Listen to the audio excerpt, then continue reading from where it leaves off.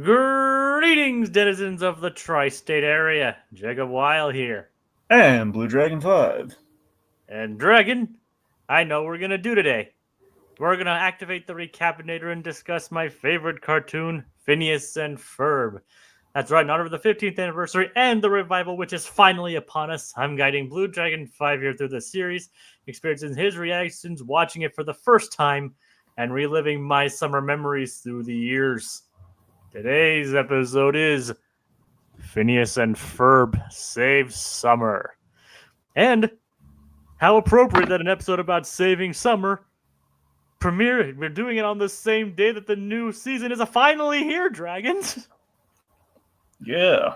As of 2 hours ago on the East, as of this recording, the 5th season of the series has finally came out.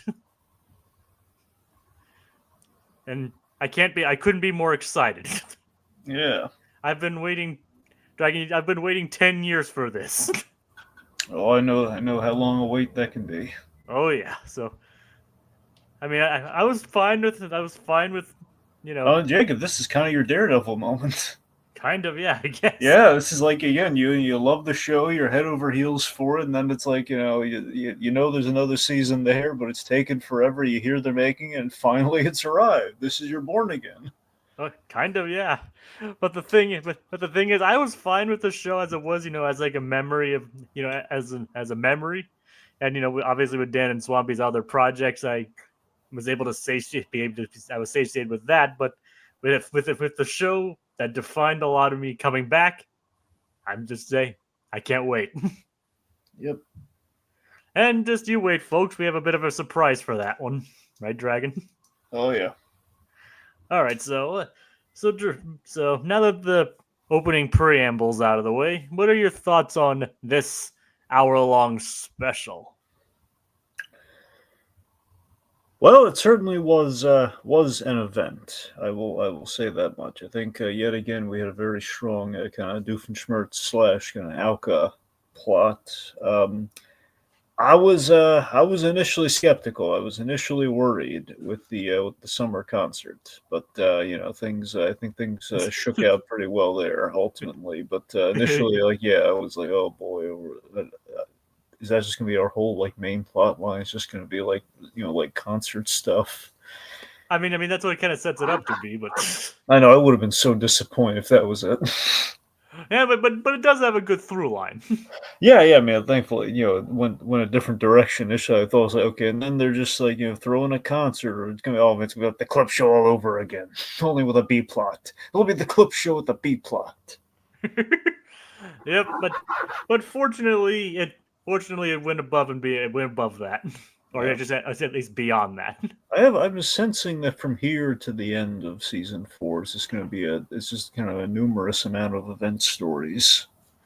Kind of. I mean, no, that's not a bad thing. I'm just saying it feels like it's going to be just kind of a string of like here are the big events. We saved the best for last because we don't know what we want our ending to be quite yet.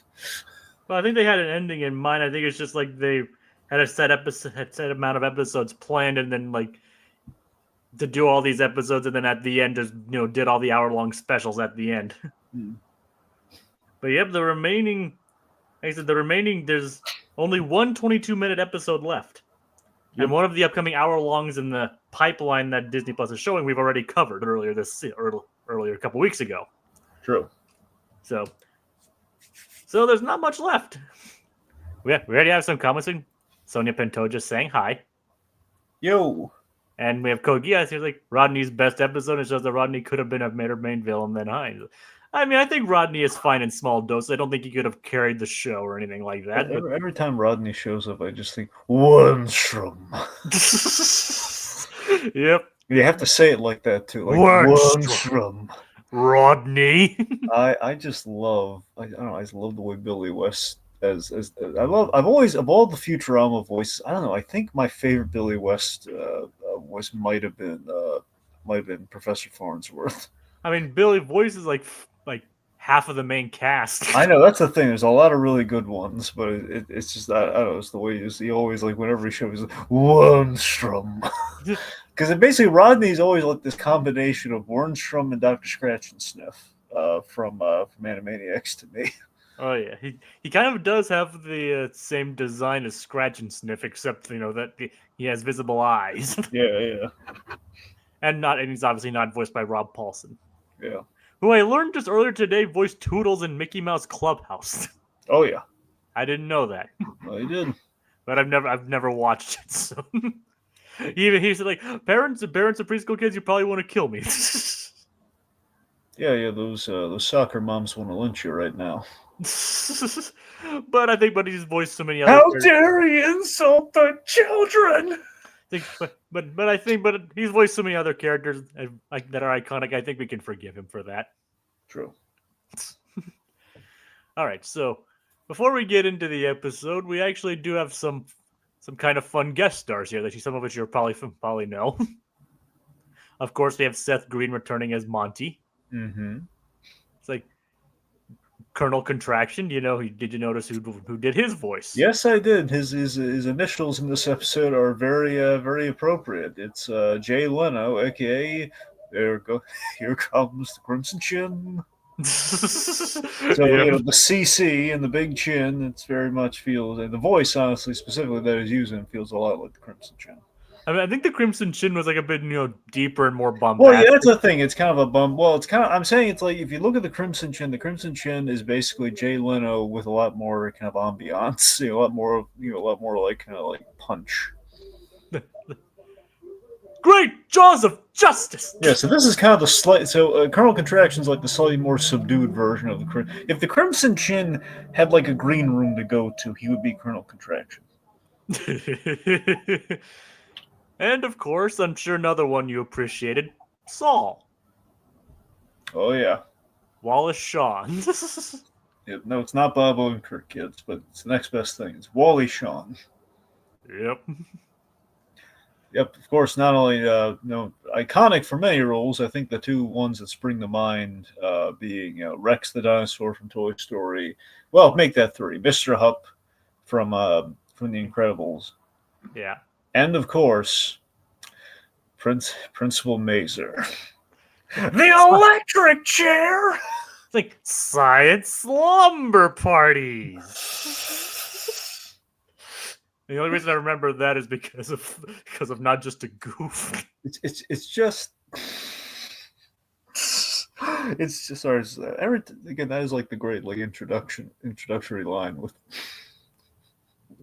Principal Mazer, just the whole like science slumber, like that's his pitch to the kids for the slumber. He said like slumber parties, science slumber parties. It's just the way he says it. Now you tell me you wouldn't love to see Bill Nye the Science Guy have a science slumber party with like Neil deGrasse Tyson and the other guys. That would be kind of funny. Yeah. Tell me that wouldn't be adorable. It would be kind of funny. Yeah. Anyway, the it was right, of course. Again, just the Wally Shawn always go down history. Of course, some people might go to, oh yes, the guy from My Dinner with Andre. But the other, the other thing would be like he's the man who traumatized Goofy. And there's also one other role that a lot of people would know him from. Yes, Princess Bride. Inconceivable. Yep. And the role that no one's gonna remember him for, the bad guy from My Favorite Martian. Yep. He's done a lot of stuff. Oh yeah. Also, again, very underrated. Really good Young Sheldon. I haven't actually seen Young Sheldon. I honestly like Young Sheldon a lot more than Big Bang Theory. I think has a little more universal appeal. Big Bang Theory has like it's a full-on sitcom. So with any sitcom that goes on for a while, unless it's like kind of like one of the big kind of pillars of the sitcom world, which is kind of like they laid the track, they reinvented it, they've gone on forever or whatnot. Even those they reach kind of they reach kind of a plateau after a while. Then they kind of do like the network mandated reinvention. It either takes or it doesn't, or we lose a showrunner. All these kind of things happen. Big Bang Theory didn't quite have that problem, but it had a thing where like those sitcoms where you kind of run through the gambit and then you have to change a character, and then you're kind of stuck with, okay, well, either it's as good as they were at the start or it's better, but everything else isn't quite clicking. Like there were plot lines that just Raj kind of went to the dogs after all. The Raj plots, just like, oh man, we really have no idea what to do with this character now because all of his other friends are married off or something. Yep. Which kind of makes sense considering he was afraid of women. That's what I'm saying. Plus, at a certain point, they kind of nixed that. It was like, oh man, that was his main character trait. That and being Indian, those were his two main character traits. And we've taken one of them away. Oh boy. No, he still remained Indian. We didn't take that one away. I kind of figured. Well, it'd horrifying if we did that. Well, the thing is, he was an Indian character who didn't want to go back to India. Which was, again, I love when it was like, it's so hot there. All right. Anyway, the point being, Young Sheldon, wonderful show, and I got to ever since it's ended, and they went to the spin-off, George and Mandy's first marriage. Young Sheldon still, man, that had a lot of heart, man. It basically did like the Wonder Years, but with Sheldon. It was I like less for look, nothing against Ian Armitage and Sheldon. He was good. No, I want to be clear. Sheldon was good, but the supporting cast in that show were top tier. Like Lance Barber, the one who played George Cooper, he phenomenal. Did a wonderful job in that show. No one, I don't think, gave him credit for it until it was too late. He was fantastic in that show. So were they all. I mean, Zoe Perry is one of my favorites because she's like she's the daughter of Laurie Metcalf. So the idea is like Sheldon's mother from the original Big Bang Theory. If you go back in time, we have that actress's daughter playing her. And it was like seamless, and it was another great performance. Again, the supporting cast, like that spinoff exists because based on the strength of that supporting cast. Like ordinarily, it's like death for any, like it's like Joey from Friends. It doesn't. There's no stay power. But George and Mandy, the old folks. I'll tell you this: the old folks are loving it. I know that from work. The old folks are loving like the George and Mandys and the young Sheldons. So it's impressing the CBS crowd. All right, that's good. All right. So, as Dragon mentioned earlier, the episode begins with the kids celebrating summer all over the world. Not with a slumber party. No, but with the concert broadcasting themselves all over the world, and they do acknowledge that it's not summer in the southern hemisphere at this point. No. Which is good of them to point out. It's like they're using hollow-ferb technology. Ferbographic technology. Oh, ferbographic technology. Yeah. Like to project and even what's even more impressive is that the costumes are different in all the locations that they're going to. Like one of them's the Beatles concert from the roof. Yeah, which as I mentioned before, one of the writers, Joshua Pruitt, is a big Doctor Who fan. The original reference, basically the references to that were even more explicit in the original designs. If Kelly Who decided to do a medical drama, they should call it Doctor Who. Yeah, but they might run into trouble from the BBC there. Well, if they spell it the right way. I mean, even then, there might be some copyright infringement going on. I don't know. I mean, I'm down for it, but or if she just gets a doctorate in she could just get a doctorate in real life. There you go. That way she can still call herself Doctor Who. Some college out there, give her an honorary doctorate just for the gag of it all. Just give it to her. Doctor Who. Doctor Who. So yeah. So that's basically what they're doing. And meanwhile, Candace is trying to. Meanwhile, Linda gets a box for Candace from the attic. Candace is still afraid of spiders. Yes, he sees like a little hair clip thing, and it's basically in the shape of a butterfly, and she thinks like, it's a spider, and she freaks out. Yeah, remember she's a fan of Spider-Man. Yeah, like Spider-Man, spiders not so much. I mean, which is rational, I guess. I always heard, now mind you, I think it was Stanley just being cute, but I Stan Lee always like he would mention like when he sees a spider because of the success that Spider-Man brought him, he would he would do the like little like he slide something on a spider and he would like release it out the window or something. Which I'd love to think is true. I'd love to think it's like the sense of gratitude for everything that Spider-Man brought him. It could be like the George Washington and cherry tree thing. It could, yeah, absolutely. I mean, it's a spider. I mean, come on. Yeah, he's like, thank you. Yep.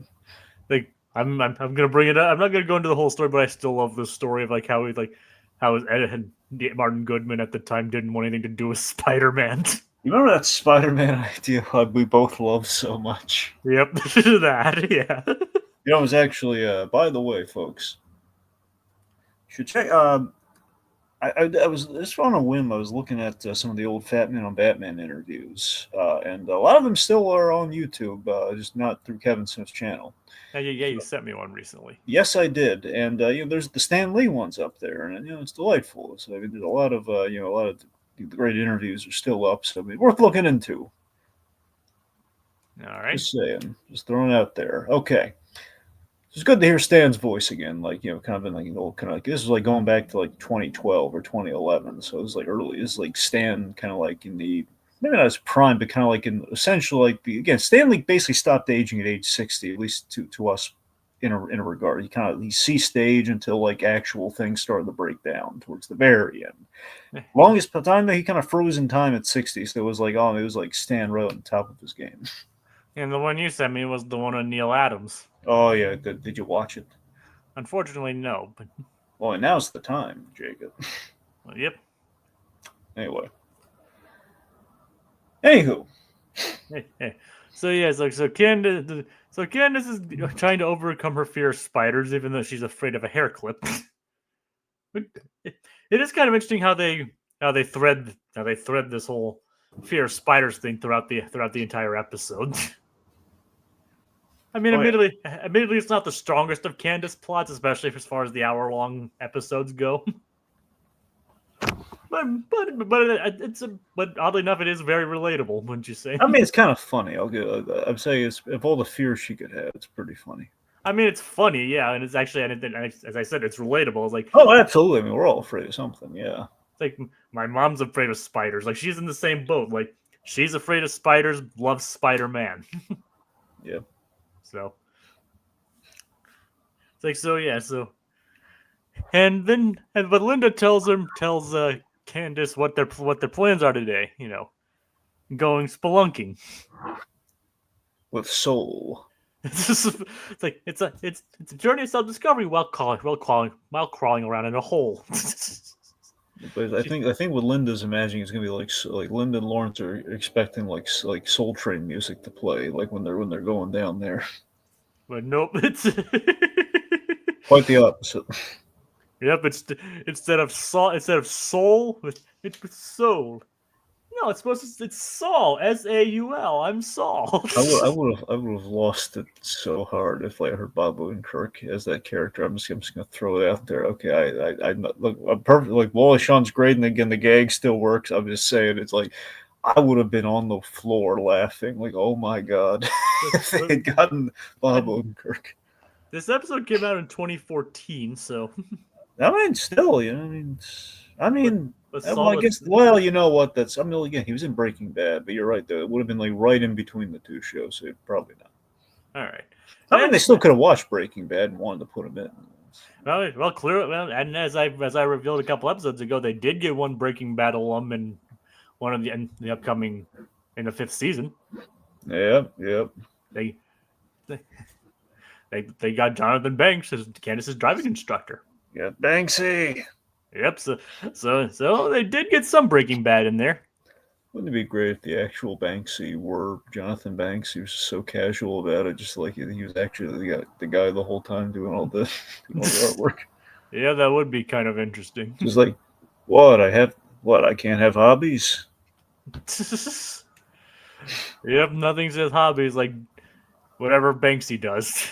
Yep. I mean, well, graffiti, or I know it's graffiti, but I don't know how to describe it. Political graffiti, I guess. I don't know. Well, no, that's Muse. Well, yeah, but I think Muse is No, he's evil, Banksy. I'm just saying. I mean, I think Mew. I'm not. Don't quote me on this, but I don't think Banksy kills people.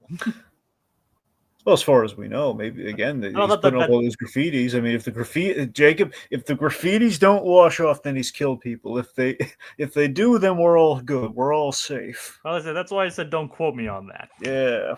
Like, I don't want Banksy to sue us. Well, he'll never sue us. He'd have to reveal his identity and go into a court of law to do that. Well, I mean, who knows? Maybe we should do that then to reveal his identity. Then. Yeah, Dragon. Do you think Banksy watches us? I don't know. Do you? Maybe. I don't know. I don't think he would watch something like this. I don't even know if he has a day job. He just graffitis all day. Maybe he just listens to us to pass the time. Maybe he just works at a hardware store. Maybe that's how he gets all the paints. I mean, that's entirely possible. Okay. Anyway. I mean, well, technically, he has directed a couch gag for The Simpsons, so there's that. Well, he could have just walked in for they could have paid him in craft service for all I know. I don't know. Candace running over the hill, overseeing a single spider like Wade the Duck in Garfield and Friends. There you go. It's like I don't remember much about the Orson's farm part of Garfield and Friends. If memory serves, Wade the Duck is basically the duck who wears the basically kind of like the inflatable duck around him. He's kind of the Kramer of the the Orson the Orson and Friends section. Oh, all right. I feel like Bob Odenkirk comes up in a lot of videos. Yeah, I mean, Dragon's a big fan of Bob Odenkirk. Yes. I know who Jonathan Banks is, but I haven't seen. I mean, Jonathan Banks has also been in several things. Like he was also in The Incredibles. I think he didn't he take over for Rick? He did a really good job as Rick Dicker. He's in the recent season of Invincible. He very memorable role in F is for Family. He played Frank C. Frank's. I think it's Frank's. Wait, no, it wasn't. I'm trying to remember the character's name. It's Frank's dad in F is for Family. I'm trying to remember if he was a Frank Senior or not. I think blanking on that. But the point being, he was in that show. He did an incredible job in F is for Family because he did both comedy, but he also did some really good drama in that. Dragon, can you confirm this? Like Jonathan Banks is in Gremlins? Oh yeah, no, absolutely. That was like one of his early roles. Yeah. I mean, obviously, but I didn't know he was in Gremlins. Yeah, so Billy Peltzer, he goes to the cops and tries to explain the whole premise of the Gremlins, and it's on Christmas. Essentially, it's it's Christmas Eve, but it's around Christmas Eve, and it's like late at night, and you have like the sheriff and the deputy, and I want to say a young Jonathan Banks is the kind of the schlockered deputy who's he's kind of horsing around. He's doubting the story. There's this really great gag in the cop car. It's like, Frank, I want to go back to the station. No, that was Jonathan Banks? That was Banks. And the other thing people know Banks for, I think, a lot is he was, I want to say it was the third one. He was in Beverly Hill Cops 3. Oh, nice. Yeah, there's like this. Also, the main thing that people really loved, the thing that got Jonathan Banks the job in the Albuquerque verse was Wise Guys. There's this really great show no one's heard of here, I assure you, called Wise Guys. It was kind of a cop show ahead of its time, and that's where Banks had a really good character in that show, and that's what gave him I don't even think he had to audition. I don't know, but he was that beloved by Vince Gilligan and company. Yep, I can see that. Yep. All right. So, hey, so. Back with Alka, they're on their way to a graduation event where we finally meet Monogram Superior Colonel Contraction. Of course, as we mentioned, voiced by none other than Jay Leno. Oh, by the way, I think it was Bill Murray. I think it was Bill. Bill? Yeah, I think it was Bill Murphy. I think that's what Frank's dad's name was. I think it was Bill. Oh, all right. Because I know the son was named Bill. Frank's son is named Bill for Bill Burr, because Bill Burr does it's based on Bill Burr's childhood. And Bill Burr is Frank Murphy. So I think the idea was big. He was he named him after his father. I'm pretty sure. Don't quote me on that if anyone looks it up. Anyway, I'm sorry. Continue, Jake. Go on. All right, they're on their way to a graduation ceremony at the Knights of Danville Hall. I love this plot. Again, this feels I love this plot line so much. The inciting incident, it's so funny to me, and it feels so much like Get Smart. I can't stand it. It's so fantastic. Missed it by that much. It feels so much like, Control and Chaos would be so civil towards each other, and they would have like these moments of like, the organizations would have to either be in conjunction with each other, or be in these ridiculous situations with each other, and this feels absolutely like something that would happen to them, where they would double book the same venue. Yep, and if you notice that they were named after famous feuds throughout. Yeah, the Hatfield wedding, which is a nod to the Hatfield and McCoys, and we have the Capulet bat mitzvah. I love that it's a bat mitzvah, by the way, not a bar mitzvah. Yep. I mean, the funny thing is the caption. I think the caption said bat mitzvah, but the dialogue that people are saying bar mitzvah. It's hard to tell. Well, that's a good point. Do you know if they said bar or bat? I mean, the wiki says bar mitzvah. Okay, do you remember if the wiki says bar mitzvah? Yeah, the Capulet bar mitzvah. Okay, do you remember what Romeo's last name was? It's the Montague. Okay, Romeo's Montague. Okay, that means Juliet was Capulet. I think it is. It might have. I don't know. It just feels like if it's Capulet, that means it would be bat. It'd be bat mitzvah. All right. So that's weird.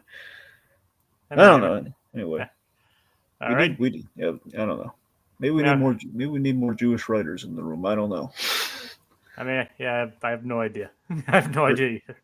Regardless, I'm not Jewish, and yeah, so. You're Jewish, but you're not Jewish.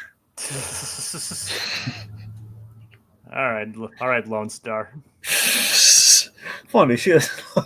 So, by the way, I'm going to shout this out. There's a lot of talk about the new John Candy documentary. I don't think it's going to make it to this year, but they're getting ready to release it. Nice. Yeah, looking forward to that. Yeah, me too.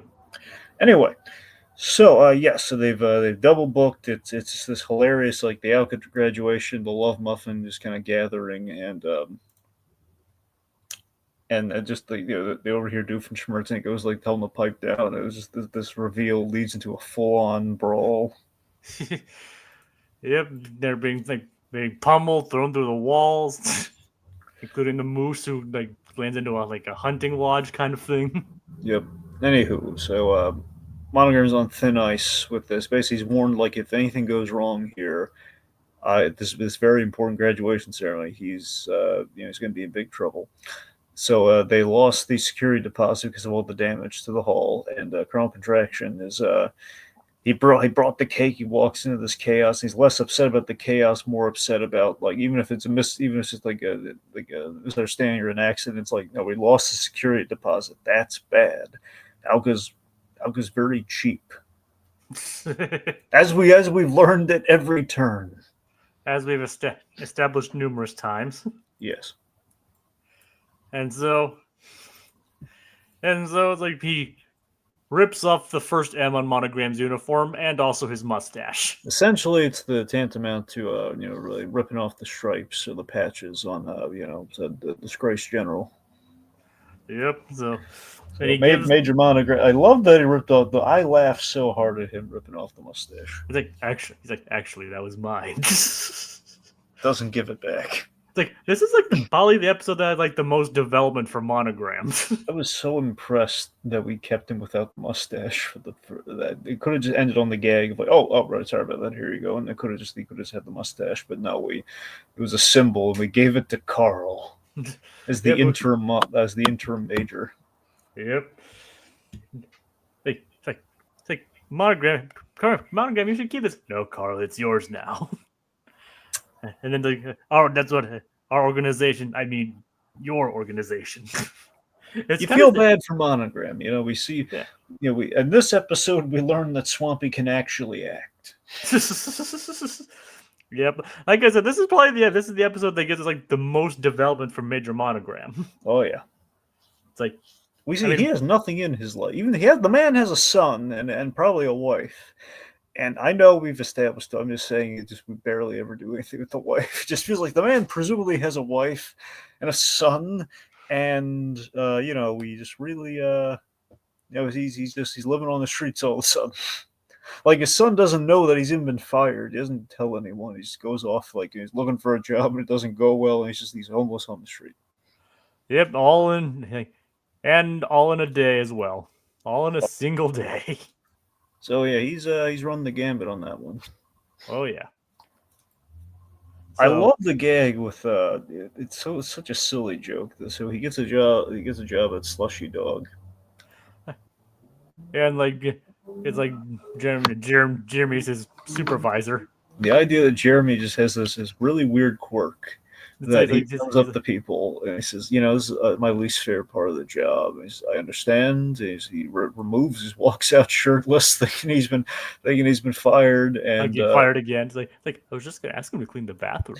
Jeremy's got a problem. Jeremy can't help himself. He always like, this is my least favorite part of the job. He's basically prostrating himself to ask somebody to clean the bathroom for him. That's essentially what he's doing here, but he just keeps making it sound like in a position of seniority. We're gonna have to let you go. And when the other girl works, they're like, "Oh, just give me the mop." Yeah, she's headed up to here. She's not, she's gonna leave the company soon. Yeah, but I mean, I think Jeremy's a good would be a good supervisor though. Well, no, he's a good supervisor. It's a weird quirk that he's got a bathroom hang up. Yeah, he doesn't want to clean the bathroom. No, because of that one time with Candace. Back to them being fired. What'd you think of the gag of, well, not necessarily gag, but the moment of all the animals singing "Battle Hymn of the Republic"? Oh, I love that. And then, yeah, that. Yeah. Which is adorable. It shows that even then they still respect Major Monogram. Mm-hmm. All right. So, next. All right, let's see. So Candace, so we established that she found the VHS that she made for her future self, which established all her summer goals that she never fulfilled, and this motivates her to conquer her fear of spiders. On the list, let's see, we had invented ice cream flavor, which win a first grade spelling bee, ride a unicorn, and conquered fear of spiders. And you had to admit, 5-year-old Candace is just adorable. Oh yeah.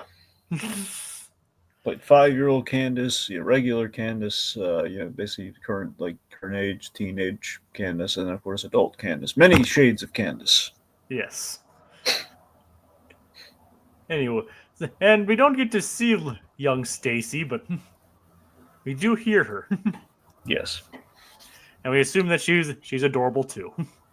So it's with Candace's list. Okay, so the new ice cream reminded me a lot, especially with the fact it was gold. It reminded me so much of the fourth flavor for Kids Next Door. What about you? Yep, and the kids and the delightful children from down the lane ruin it by adding Jimmy's to it. God, I love. Jacob, I'm just gonna rant about it, okay? Because they've struck again. Okay, I've told you. We both know. Zaslav struck again. Courage is like the last survivor on a doomed planet. And Samurai Jack. That's Adult Swim, though. Adult Swim, I think, is safe because of Rick and Morty. But then again, who knows? Who knows? Well, that's the only reason why they're keeping the first 4 seasons of Samurai Jack. Exactly. Yeah. Anyway, so aside from the Adult Swim stuff, just tabling that, because also Superman's on there, and they have all the current shows that are in production that are released through right now. It's still on Max, but you're right, it could go away. Let's just say, beside that, and I think Adventure Time are the only shows that are left. That's interesting. Courage and Adventure Time and the Adult Swim stuff. It's dwindled down to that much. Courage is now scared for a reason, kids. It's like a game of it's like a survival game of some sort, It's like HBO Max Survivor. Yep, like you have to vote somebody off or do a physical challenge or something. I don't know. And you get extra points if you're animated. Yeah. Anyway, it's so the point being, Powerpuff Girls bit the dust, and I was kind of shocked by that because they already like I heard they trimmed it down. I looked, they didn't trim it down, but it is still like all iterations of Powerpuff Girls gone. The stupid version, like the version I don't care for about the wee baby bears. I don't hate it or anything. I just haven't watched it because now I can't watch it. But I didn't. I assume that's gone. I didn't look for that, but that's what I'm saying. They've pretty much gotten rid of everything. Yeah. It's all gone, and I'm disgusted by it, and it reminds me that I'm really upset that Kids Next Door hasn't gotten like Shout Factory hasn't put out Kids Next Door because I'm hankering so much for it right now, and it's just I know. Fortunately, I have most of the series on iTunes. Yeah, but you want to physically own it, man. I know, but it's better than nothing. No, you're right. It's better than nothing. Still.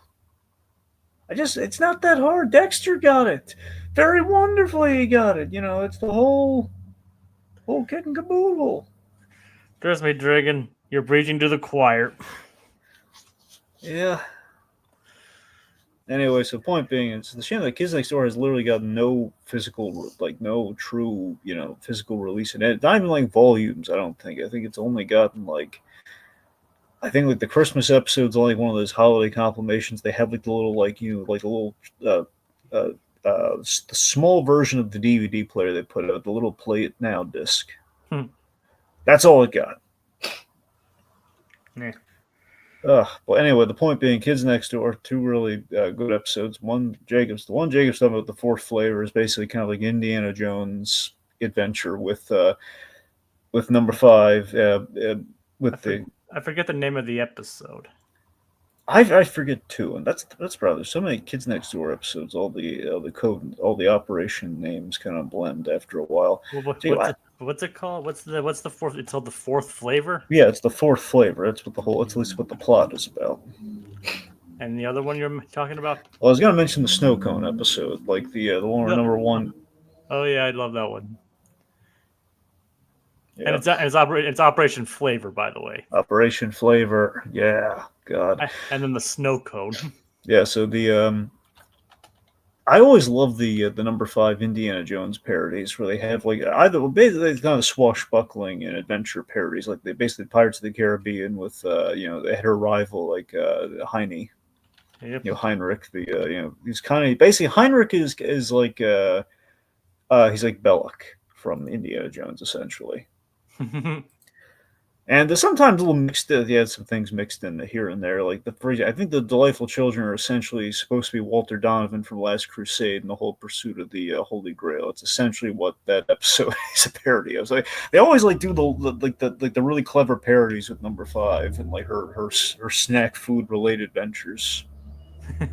Oh, and the snow cone one is Operation College.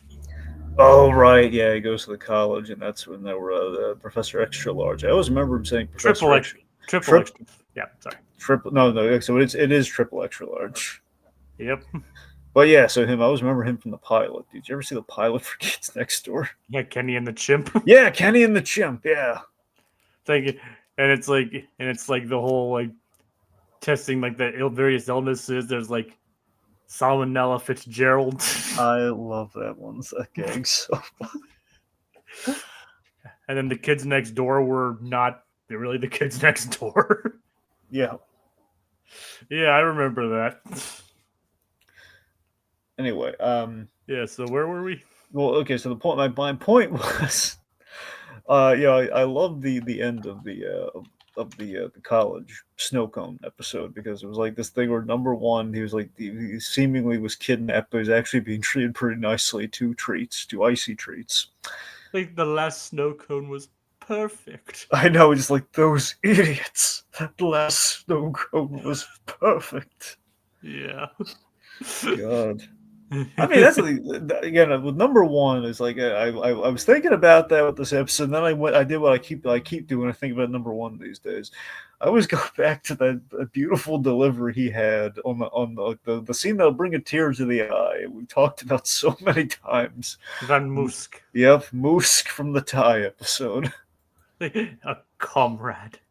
Says, "Wow, number one, who was that?" A comrade.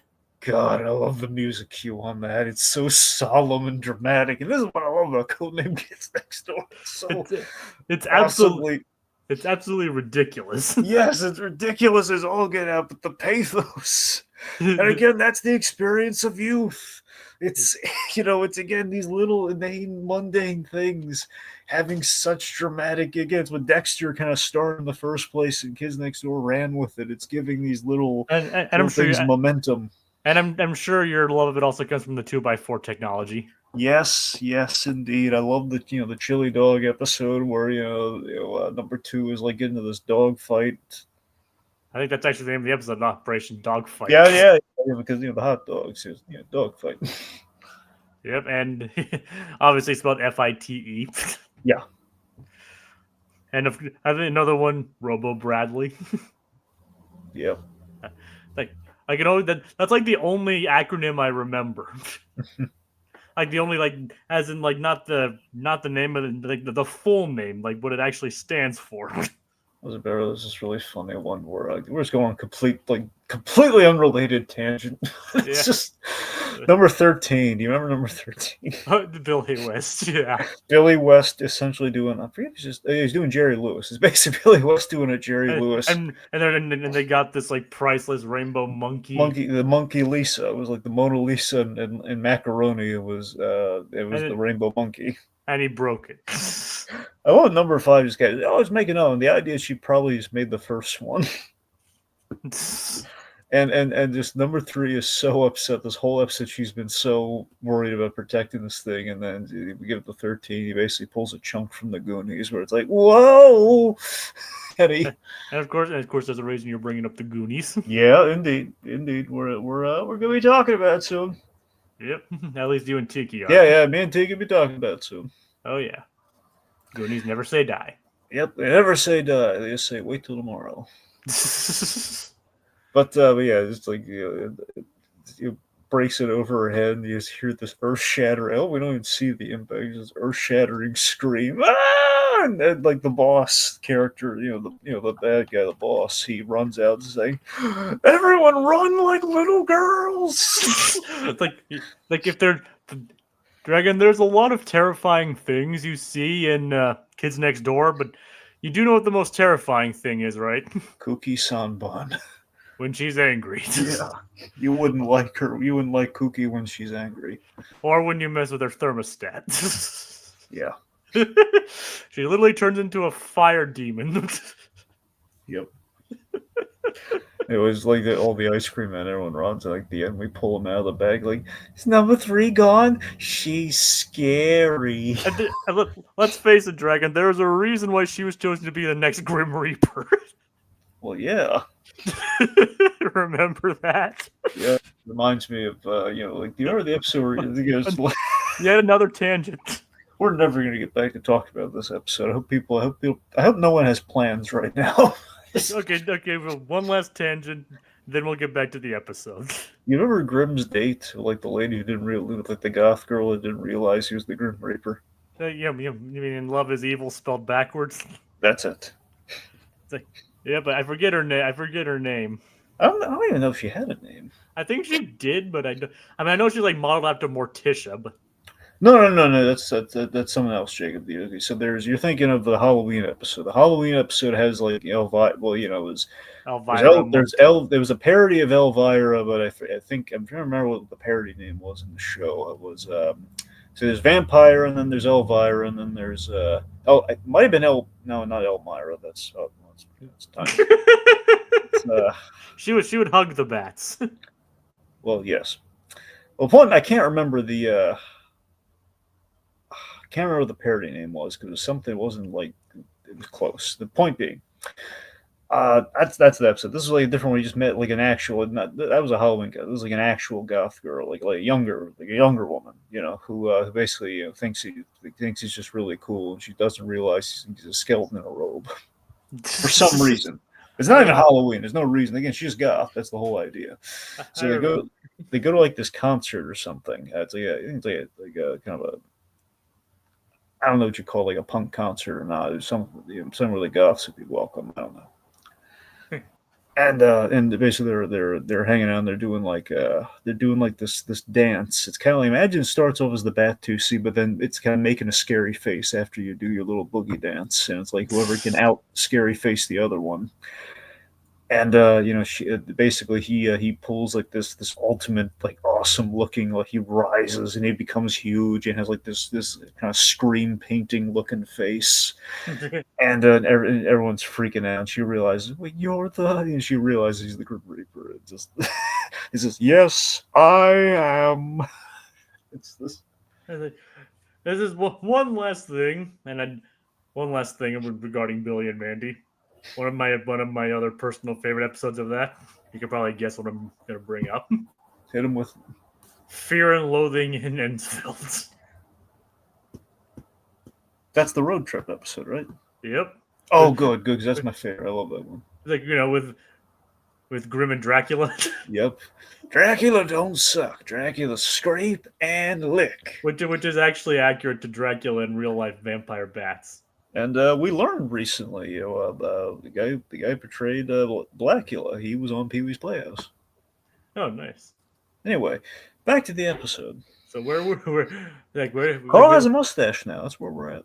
Yeah, but he has no idea he has no idea what he's doing. Like, all the animal agents are going, well, animal. Which makes you want to say, yes. Dang it, Carl. Yep, I'm sorry. My mind was kind of lost there for a moment. Dang it, Carl. Yep. And don't worry, I got this. Hey, Carl. There we go. Yeah. Sorry about that. Okay, let's see. So which Carl is cut out for leadership at Alka, and which one is pretty much in this Carl's shoes? Well, let's try and dig in from a different one, because we always like go with Weezer or things like that. So let's give Weezer a break. Yeah. I mean, unless you don't want, because he's the Carl for every situation. Like the one that where something he's our back pocket Carl. Yeah, it's like whenever something goes wrong, we can always count on him to be there. Yeah. Okay, so I think automatically the Carl who automatically kind of demands, automatically fits the bill. It's Carl from Aqua Teen Hunger Force because he has the mustache. So he's up for the job. He has the built-in mustache. Yeah, but does he have the authority?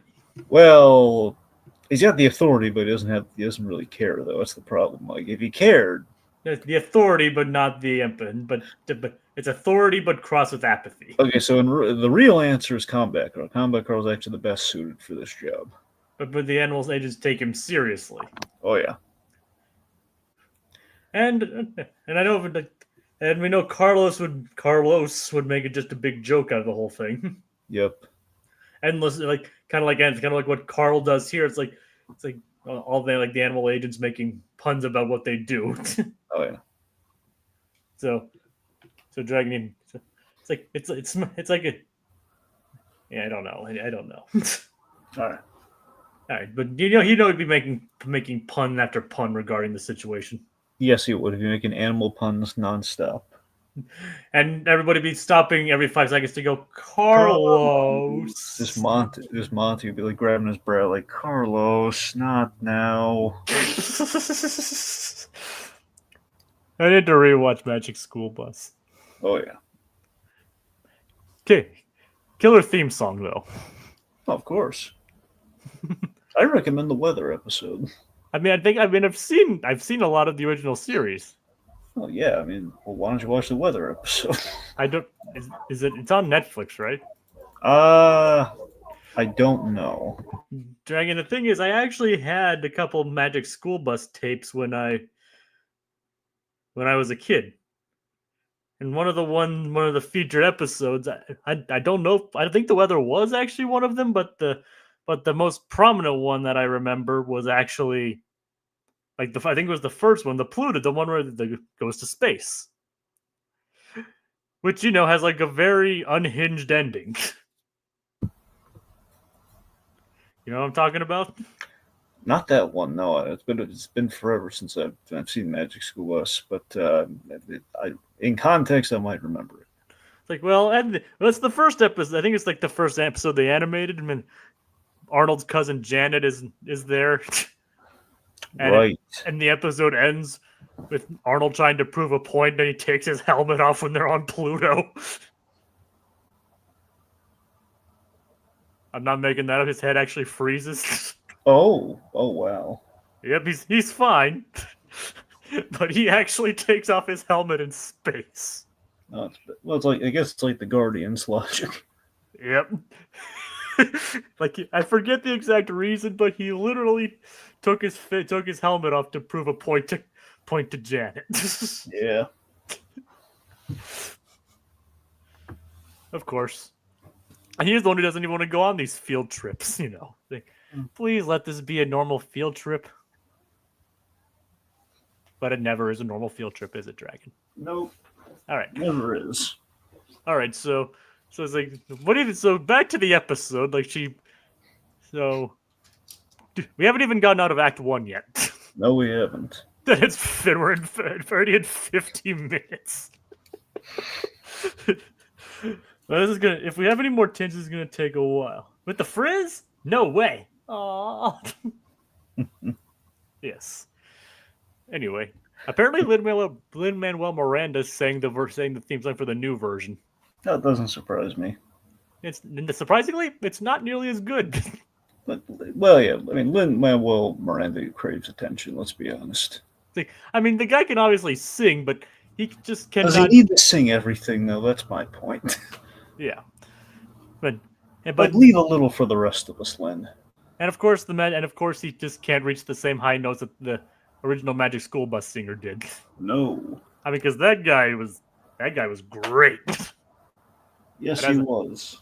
But as I was saying, like, Doofenshmirtz's plan is he accidentally ordered the wrong kind of sunscreen. Like, he has to wear like SPF 120 sunscreen or he'll burn even on a cloudy day. And he ordered a box that was a bunch of them on sale, but they're 110 SPF. So instead of taking the box back, returning everything, he decides instead to move the Earth so the sunscreen will be more effective. So, Dragon, what do you think of his plan here? Well, it's by all accounts makes no sense. You got me. By all accounts, it doesn't make sense. But it's pretty hilarious. Just the fact he's going to go again. He just says because he doesn't want to return the bottles. Yep. So instead, he creates this overly complicated machine to use Jupiter as an anchor and pull Earth away from the sun. Yeah. And as Uncle Dad points out, modern problems require modern solutions. Returning all the things, all the stuff you just bought to the store, that's yesterday's news. Real modern men build machines to move the Earth. So that's what he did. But it's actually not his fault that it got fired, is it, Dragon? No, it isn't. It's Perry. Yep. Perry's the one who knocked him into the machine and fired it in the first place. Yeah, Perry doomed the world in a sense. He knocked down the first domino. Yep. And it just moves ever so slightly. And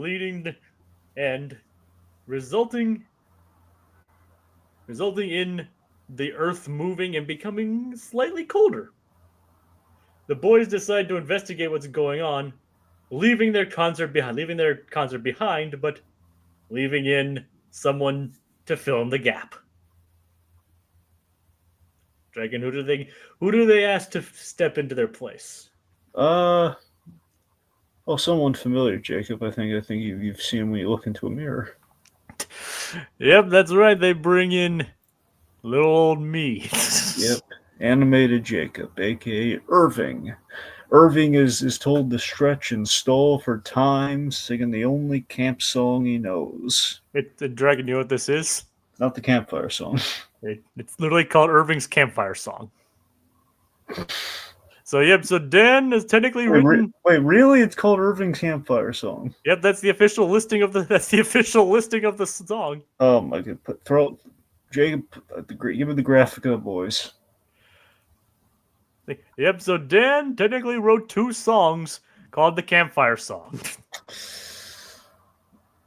Dan, Swampy, we're cool. You can just sit there.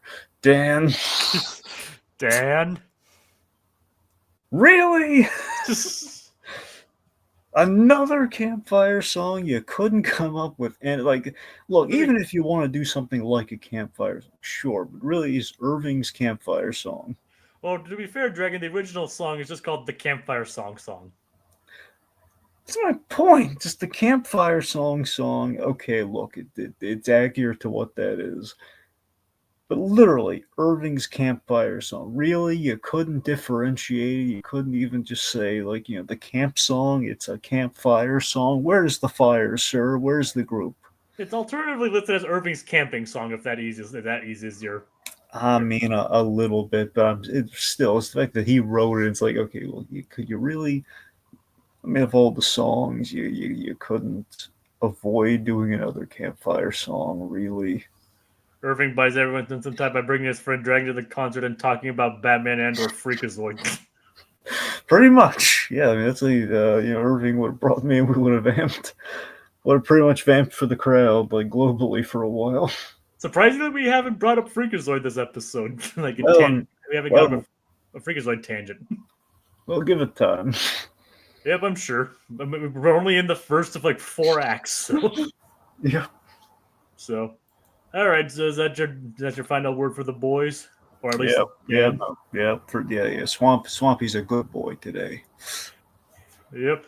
And fun fact: that song was actually co-written by Jack McBrayer. Okay.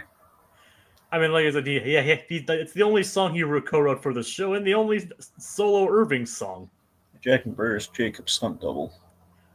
Yep. And do you know what's kind of funny about him singing banjo playing "Hick should be avoided"?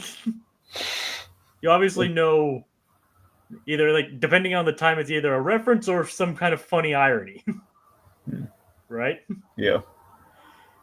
For those of you that don't know, Irving, Jack McBrayer also voiced Wander from Wander Over Yonder, which is a great show and I highly recommend it. It's Craig McCracken's show that isn't Powerpuff Girls, Foster's Home for Imaginary Friends, or Kid Cosmic. Which only one of the 3 now exist. Yes. Well, if you ask David Zaslav, it's the only one of the 3 technically 2 of them exist, Dragon, because Wander Over Yonder is on Disney+. Well, no, you're right. I'm saying if you ask Zaslav, though, of those other 3 shows. Yes, 2 of them are pretty much gone. Yep. But he is working on. He still has that new Foster's Playtime for Magic or Foster's. Basically, Zaslav's like Thanos with a snap of his finger. Here, the only problem is he's snapping like he's a member of the Jets. You know. Yep. Zaslav, it's like, okay, one snap, everything's half of it's gone, and he's like, I like the sound of that snap. What if Thanos was an evil member of a street gang, you know? And I understood of a campy street gang. And I understood that reference. There you go. It's a reference this same episode makes, and that's probably why you're bringing it up in the first place. Exactly. Which we'll get to. Yeah. Jack McBrayer, I'll probably enjoy it. He's also in Record. Yeah, he is Fix It Felix, too. Oh, yeah. But he's not a banjo playing hick in that one. No. He's a nice guy. Yeah. I mean, Wander's nice, don't get me wrong. He's a nice guy. I mean, Jack McBrayer plays a lot of nice guys. I mean, I don't think he was a nice guy in 30 Rock, but he's a cool guy nonetheless. Yeah. I haven't seen 30 Rock, so I can't say anything about Kenneth, but I heard he's good in that though too. I'm sure he is. All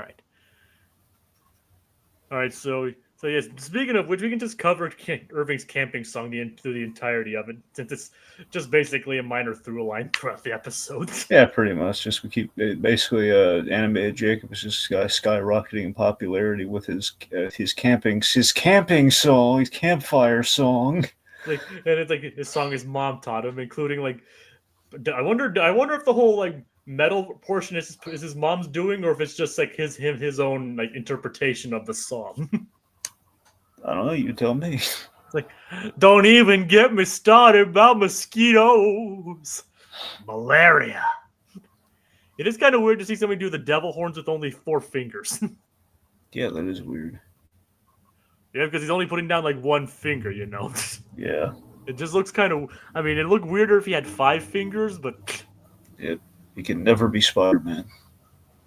I mean, well, Spider-Man was in this show, and I think he had 4 fingers there. I don't know. Wait, really? I thought they would have to give him 5 fingers there. I mean, I don't know. I didn't really pay attention to the character's hands. It's like literally the character doesn't work if he doesn't have 5 fingers. Like I said, I don't know, Dragon. Remember, Hulk losing his powers. Otherwise, he's like the satanic version of Spider-Man, making like the Rock on.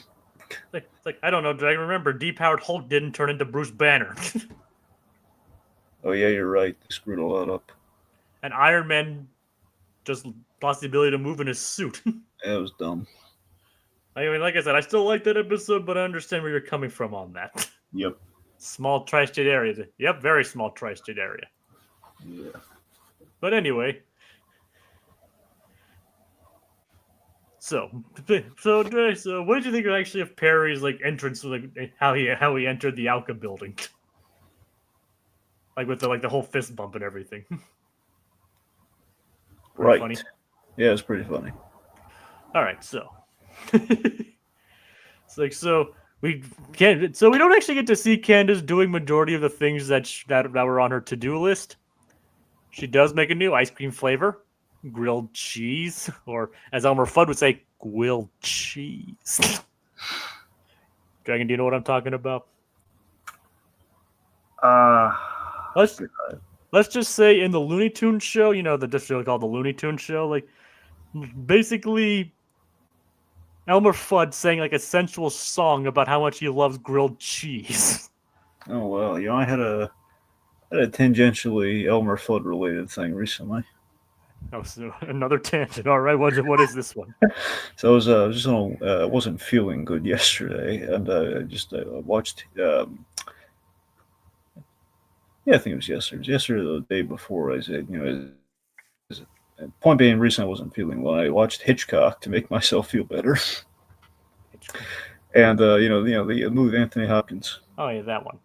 Yeah, and it's basically Alfred Hitchcock, I think, is great in that movie, the way he plays him. And there's this thing where basically, he has a lot of reverence for Ed Gein. And Ed Gein basically, it leads like a comparison to like, what if he looked more like, essentially, what if we portrayed Ed Gein more as Cary Grant instead of looking like Elmer Fudd? You have Anthony Hopkins as Alfred Hitchcock, like doing that. Didn't like the crossover, the DC crossover, kind of turn Elmer Fudd into Ed Gein, kind of? Well, or at least they turned him into like a Gotham villain. Well, yes, pretty much. Yeah, not Ed Gein, but yeah, it was a hunter. That was the idea. Tom King wrote that one. It was the best one of the bunch. It was, I remember Pray for Me. Yes, this was the name of that one. Yep. It's actually quite interesting. Yep. So. To Cameron Cochran, no, we haven't yet. Yep. We have, like I said, we have something in mind for that. Yeah, we're gonna get there. And we'll probably tease it at the end of the final episode. Yeah. But so Roger is holding a press conference about the angry citizens. Because now the weather's gotten things have gotten colder because we're further away from the sun. And they're complaining to the mayor about it. It's summer, but it's fall. We don't, what the weather's actually accurate for a change. What's going on here? It's like with all of my, I suggest wearing a brisk sweater or something. No, we're close. It's a pretty solid solution. I mean, yeah, for once the politicians being reasonable. Yep, and the crowd for a change they want Roger's blood. Yep, they get, and so they basically try and get his sweater. So Perry saves him, puts him on top of. Thank you, good Samaritan platypus. It's like, although I don't know how this is an improvement. At least I'm glad I wore the sweater. So, he leaves him on top of the Capitol building. Mm. He leaves him on top of the building where it's, buildings are usually cold. Like the higher you go, the colder it gets. Yep. So Perry actually made him worse. Perry's just kind of like 0 for 2 so far, isn't he, Dragon? Oh yeah. Okay, that's like a half out of 2. Because he did save Roger, but then he kind of just made him cold. Hmm. So it's like not 0 for 2, but like half for 2, if that makes sense. Yeah. So meanwhile, at L.O.V.E.M.U.F.F.I.N, it's like they meet at a drafty abandoned warehouse. Hello, the Doofenshmirtz just calls us out and takes us. It's the oldest Batman trope there is, where it's just the idea that Tegan and I joked about this so many times throughout animated Batcave, just the idea of in Gotham and with Batman, there's always a warehouse somewhere. There's always an abandoned warehouse. It's like the go-to location and villain just lair of Gotham. Like, you think Batman would be more checking out these abandoned warehouses? Yeah. It's a great location. It's very cost effective. By the same token, though, we do it a lot. It's like, why can't everybody? It's like what does Doofenshmirtz say? Why can't we meet in an abandoned? Like what was it? What did he say? An abandoned. You want to go somewhere tropical, like a spa or something. Or an abandoned poolside cabana. There you go, poolside cabana. We have the John Viner as the redheaded guy with Dr. Blood Pudding. Yeah, Dr. What? His name's Dr. Blood Pudding. Dr. Blood Pudding? Yeah, BLOODPUDDING. Why is he named Blood Pudding? I don't know. Isn't blood pudding like an actual thing or something? No, it is. That's why I'm asking. It doesn't seem English at all. I mean, blood pudding, it's like a chocolate cake. Or not chocolate cake. It's like a dish made from animals' blood, sometimes beef. Yeah. All right, so it's not actually pudding. It's meat. Yeah, it's an English thing. It doesn't sound English at all. I don't know why it's called blood pudding, Dragon. Just funny. Like, I'm bananas for cabanas. I'm bananas for cabanas. It's like, and so Rodney comes up with the idea to basically strike with everyone being disorganized. Basically, capture all of Alka and all of Alka and strike. Well, Monty's in the field because they're shorthanded, and he overhears us, and we call out the whole thing. Like they can all hear, the gasp. They can hear the gasp, and they can hear Monty, kind of like talking to himself. Like, wait, does anyone else hear that? Dr. Dominion is like, yeah, it's just the building settling. Like, so do you hear the sound of the settling? The building settling sounds like someone inhaling sharply? I live in a strange building. I've got to warn Carl. Okay, tell me you didn't hear that. So our building has the sun nurse to warn Carl. That's so funny. Part of it is the accent, naturally. The writing's very on point. Yep, and part of it's also the accent. Well, yeah. So the building has enough sun nurse to warn Carl. So Dragon, have you ever lived in a building where that has to warn Carl? Well, just once. All right. I mean, like one of the previous places I lived, it happened a lot. Like, maybe not always Carl, but sometimes. No, mine was actually Carl. Like, so mine had to always warn a guy named Dennis. I'm referring to the Jimmy Neutron Nicktoon Blast attraction. That's what I'm referring to. Oh, I was just making a joke. Where literally, it's like we're warning Carl. But the building wasn't warning Carl, though. I mean, we're in the building. Yeah, but we're not the building. All right, fine. So as I meant to bring up earlier regarding Candace, like, Dre, what did you think of the ice cream flavor she invented? So is it nacho cheese or grilled cheese? Grilled cheese. That's how we got off into the whole Elmer Fudd thing. Okay. The grilled cheese ice cream. I really hope that wasn't the fourth flavor from Kids Next Door, because that's sadly a terrible ice cream flavor. Yep. It does. I love the idea of a gold ice cream, though. I still love that idea. I mean, there's like, they have like gold colored ice cream. Like, I think there's like golden vanilla kind of thing. Wait, really? I mean, I think so. I don't know. Like golden. I mean, if I remember correctly, golden vanilla. I know people do gold flakes. I don't know if we've ever done like, I mean, there is like golden vanilla ice cream, so it's not exactly like yellow like her ice cream, her ice cream is, but I still wouldn't want to try it either way. No. She won, and she managed to win a first grade spelling bee. Yep. And ride a unicorn, which is just a donkey with a cone attached to its head. Okay, admittedly she cheated on one of those four, but It's like, do you know there's someone she could have asked for help with that one. Yep. She could have asked her brothers for that help with that one. They're kind of busy right now trying to save the world. Yeah, just minor things. Yeah, but hobbies. But if she asked, they would totally help her. Meanwhile, Linda and Lawrence, they're having trouble with the their spelunking journey where they're told it's with Saul, and Saul, this is his first time doing this, so he has no idea what he's doing. It's like, yeah, and he finds like the salamander that's like, it has its gills on the outside of its body. Oh, really? I didn't even tell him it didn't have any eyes. It's like, thank you for not telling him that. You wouldn't like licorice flavored ice cream. It looks like a melted tire. I believe it. Speaking of ice cream, I mean, technically it's not ice cream, but I've actually started eating bomb pops again recently.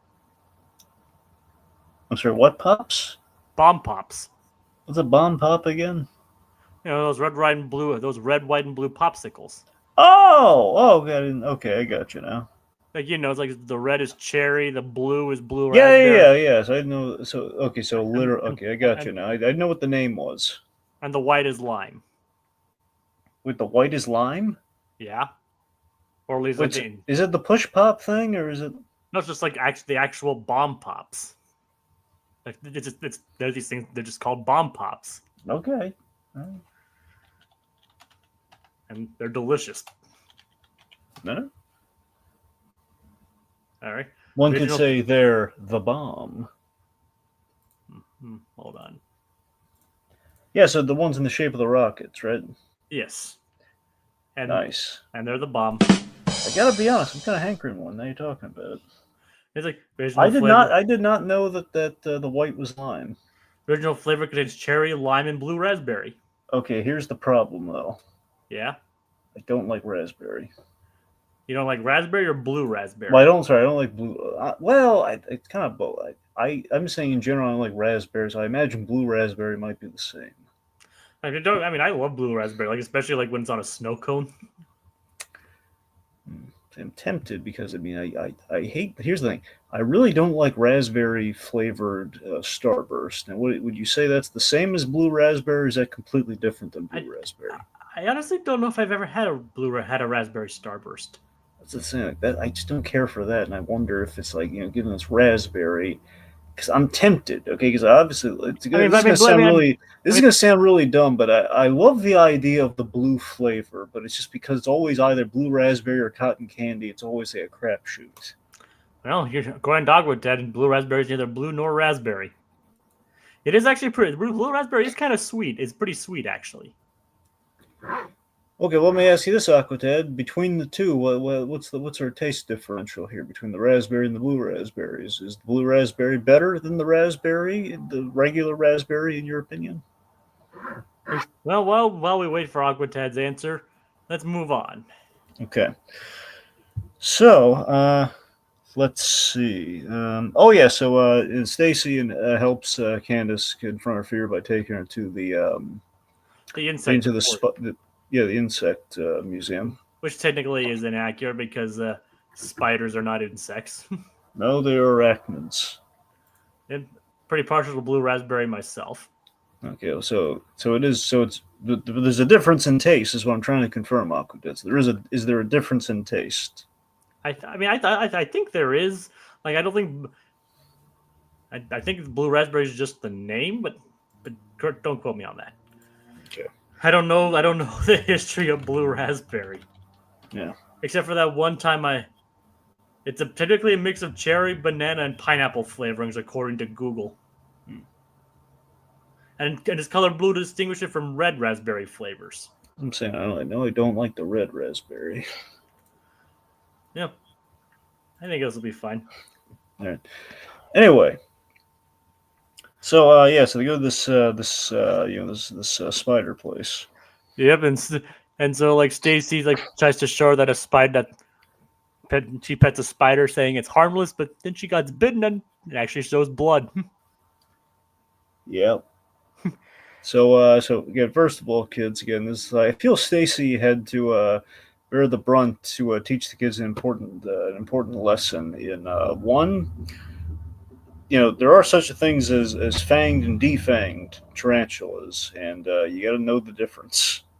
Yeah, and two, okay, more importantly, don't go messing with spiders, okay? Don't mess around with spiders like that, okay? Just to prove a point on a whim, and also fear is valid.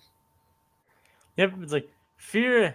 Fear is always valid, friends. Don't let anyone tell you. Look at Adrian Monk. Every fear very valid. It's like, and then the thing, even the ridiculous ones like being afraid of milk. I'm sure it was valid. It's like, I mean, like to pull a quote from I think Harry Potter and the Prisoner of Azkaban. It's like, I'm scared, Professor. Well, I'd be worried about you if you weren't. Exactly. It's like, I mean, fear is a valid response. That's how humans have survived for thousands of years. The big takeaway, I think, is look at Green Lantern. Okay, Green Lantern's all about you can have fear, but real courage is doing something knowing you're afraid. It's like courage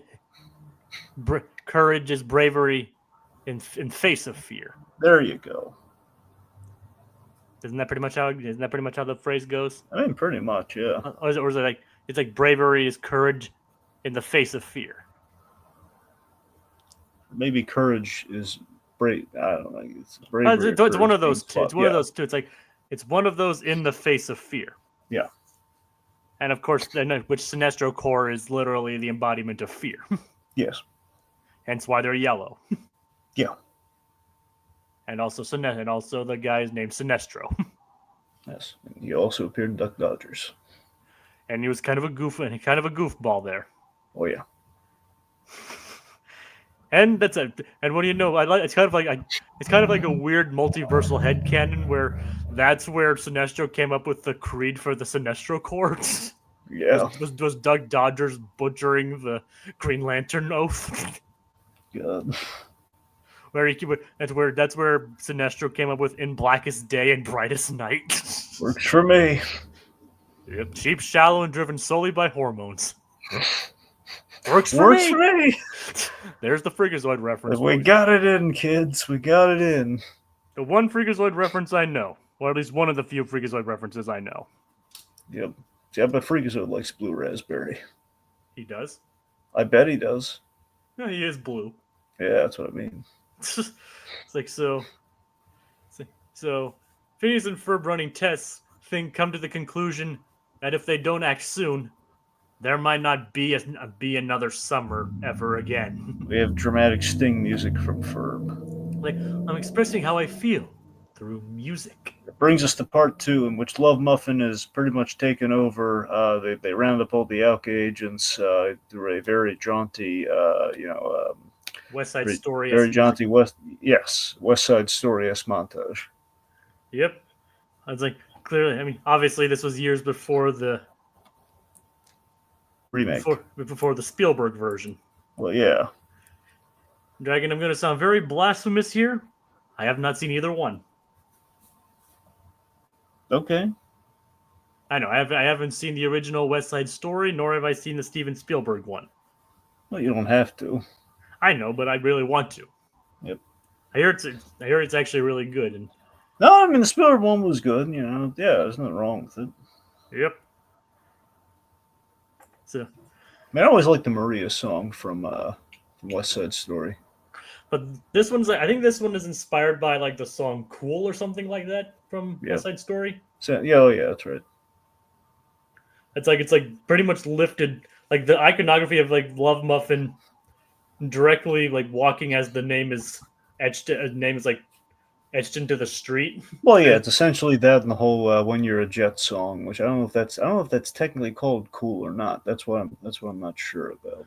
Let me double check. Because basically, it's just like the intro is like there's like "When you're a jet all the way," and that's essentially that's the introduction, which they're all snapping, like having like the street altercation, the campy dance fighting. Yep. I actually, I've actually done that before. Done what? The campy, I did that scene from West Side Story. Oh, you did? Yeah, Explain. I was yeah, I was a jet. Yeah, You mean you were like in a production of it? yeah, it's like brief, yeah, kind of. Like you're like a background, like a background extra, and like a. Yeah, it was like a scene. I don't think you know. Oh, that's actually pretty cool. Yeah, yes, I think my school actually put on a production of West Side Story. yeah. I know we did like Guys and Dolls. I actually pitched some of the fight choreography. It was very '60s Batman influenced. Oh, that's pretty cool. Yeah, you know, like the whole like very campy like the fighting moves. It was like it's like completely impractical fighting. The whole thing of like it's like what you'd see the villains from '60s Batman doing was the idea. It was like it was inspired by this scene from. So I was inspired by this scene from Adam and Bert, the Misadventures of Batman TV movie they did, in which you see it's this really cool scene. You mean Back to the Batcave? Yes, Return to the Batcave. Yeah, that's Return to the Batcave.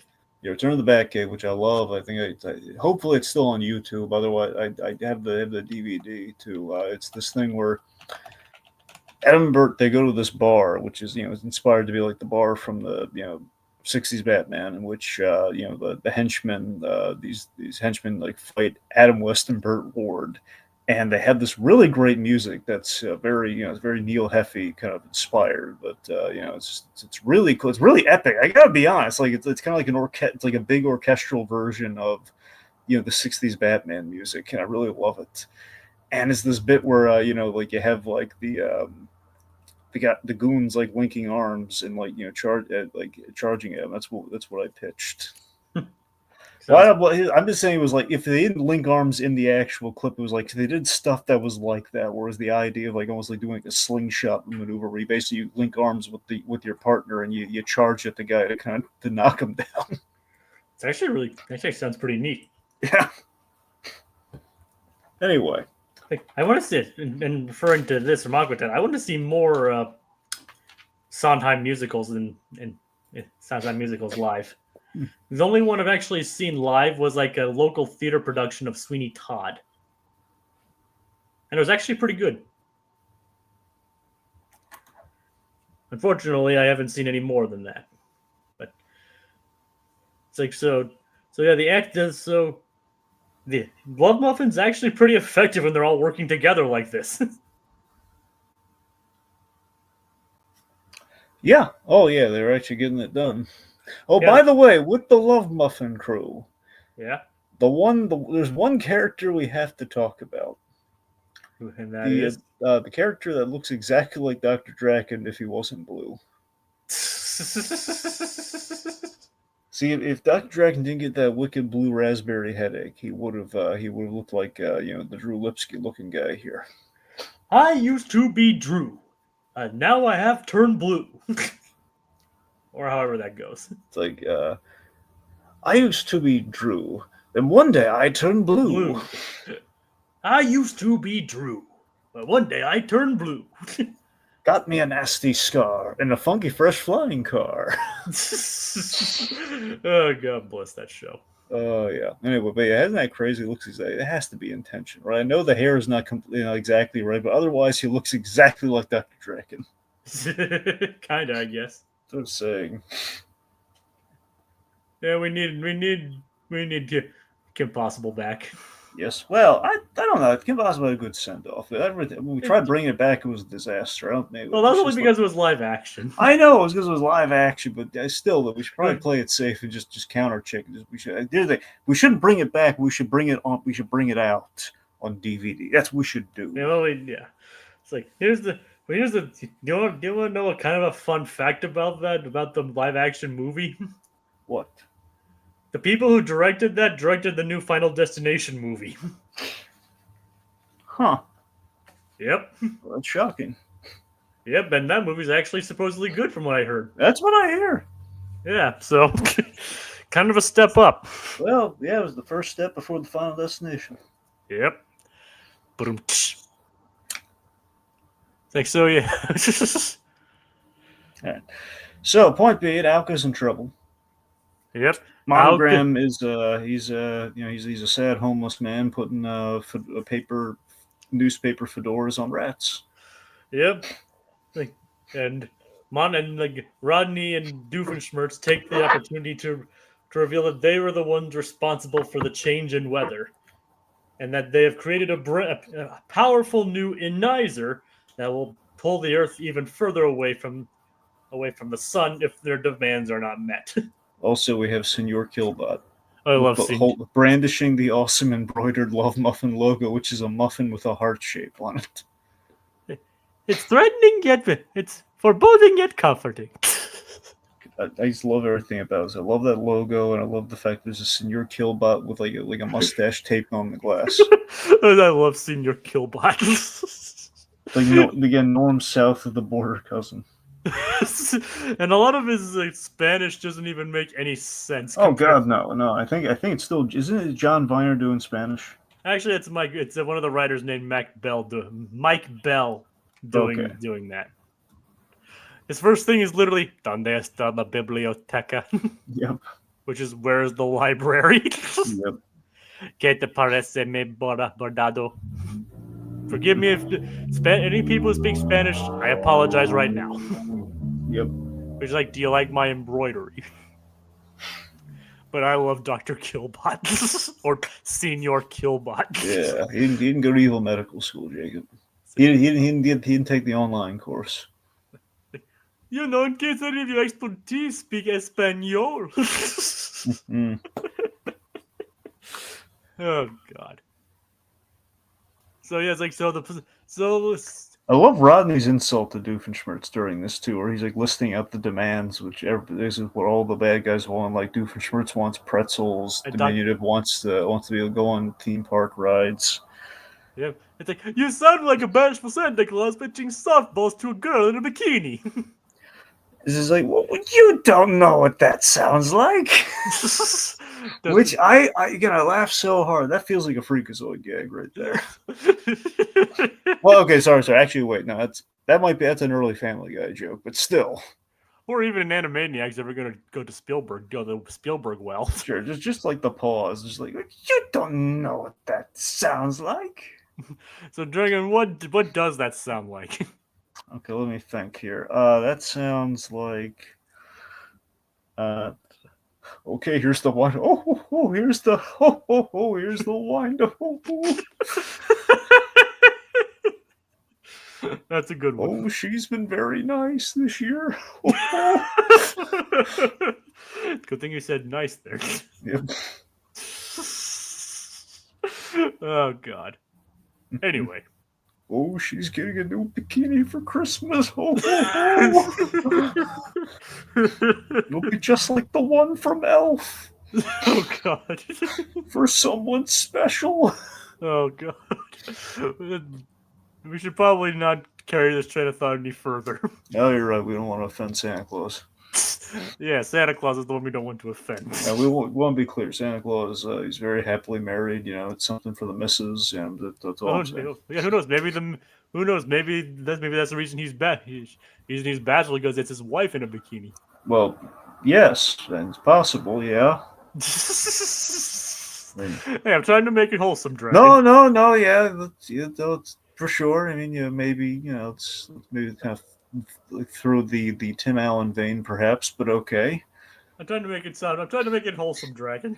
No, I'm finding a balance between the wholesome, but also appealing to the eye. Yeah. Okay. So. So. It's like.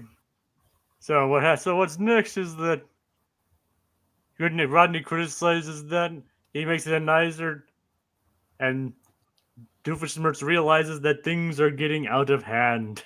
So he confronts Monogram about this as casually. He doesn't recognize him at first. Monogram has like scruff instead of the mustache.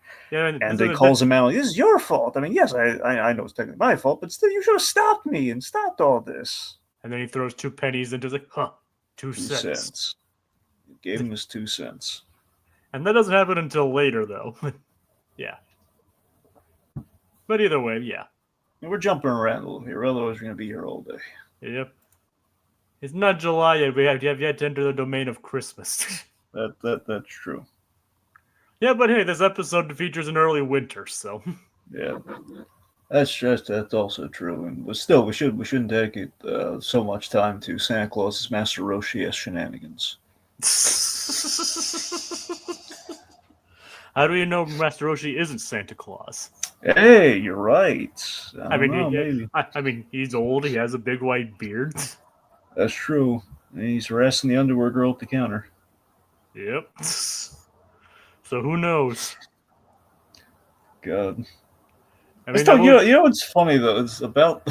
and he's lived for over 300 years. Yeah, he's pretty magical. You can't ride a magic cloud though. I mean, well, that's to say he can't sit in a sleigh pulled by 8 magic reindeer. I could just ride the Gamma up. I was gonna get really dizzy. Like, have you ever seen Master Roshi and Santa Claus in the same room together? No. See? Right. Does Santa Claus actually exist in the Dragon Ball universe? No. I mean, if he shows up in Dr. Slump, then he would, but... Well, that's the thing. Maybe if he should... I don't know if he showed up in Dr. Slump. I don't know if... I don't even know if they tackled Halloween in Dr. Slump. That's the question.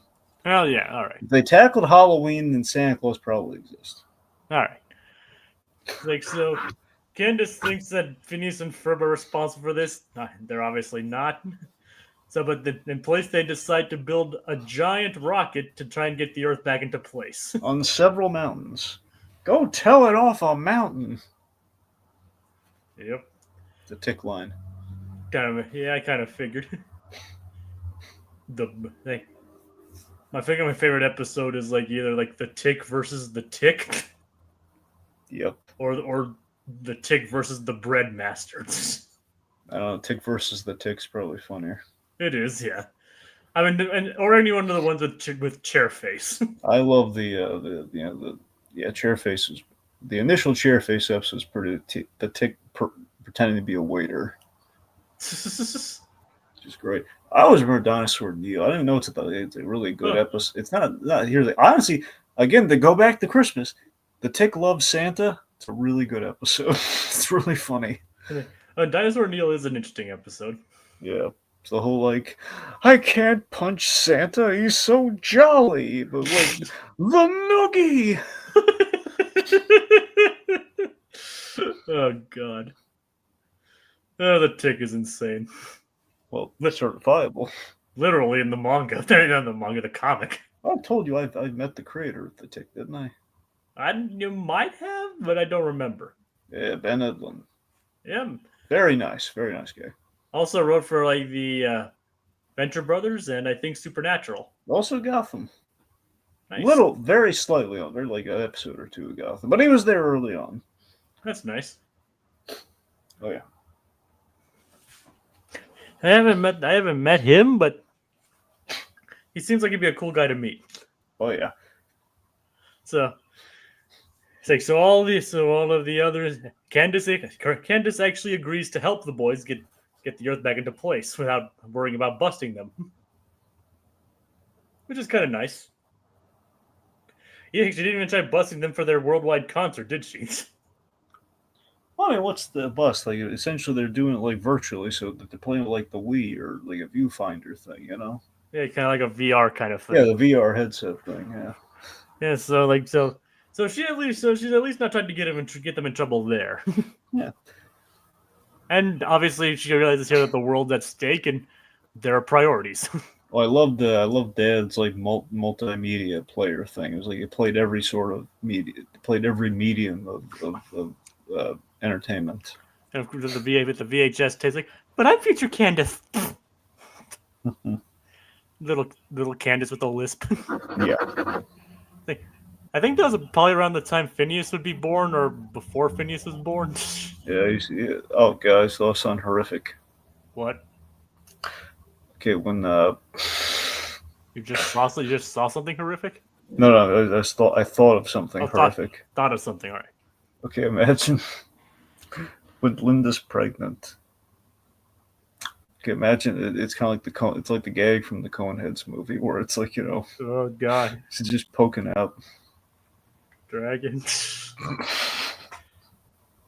Dragon. If we don't, Dragon. All of my life, I could have gone without that image in my brain. Well, we skipped over my big gritty reboot time, so we should do that now. All right, Dragon. What time is it? It's gritty Gritty reboot reboot time. time. So we got sidetracked, but earlier when they went to the spider enclosure, After Stacy got bitten. got bit by a spider very recklessly. Spider bite, dead Stacy. Who? I wish we knew where she's gone. Just gone. Just it's the end. It's like she doesn't shake it off. Thankfully, survives. Actually, she's just swollen up horrifically. But, yeah, there's the thing of that smash cut though, Jay. In the episode, spider, there's blood and ambulance, and the fact we're seeing blood too, just cartoons. Yeah, It's like nothing like a gritty reboot to take my mind off that. Though. Yeah. This is the one time the gritty reboot is probably less horrifying than something that happened in the main segment. Yep. Well, it's not like he's Quado. It's just it's just a slight protrusion. Yeah. Yeah. But yeah. So. Anyways, yeah. So Stacy very much killed off in the episode. But seriously though, what did you think when you saw Stacy's like bloated face and arms?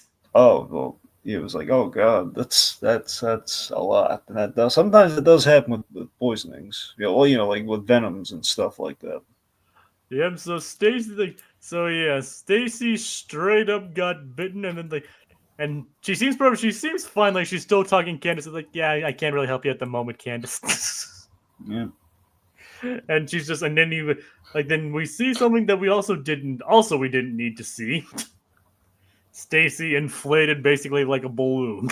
Yeah. Stacy with the Macy's look.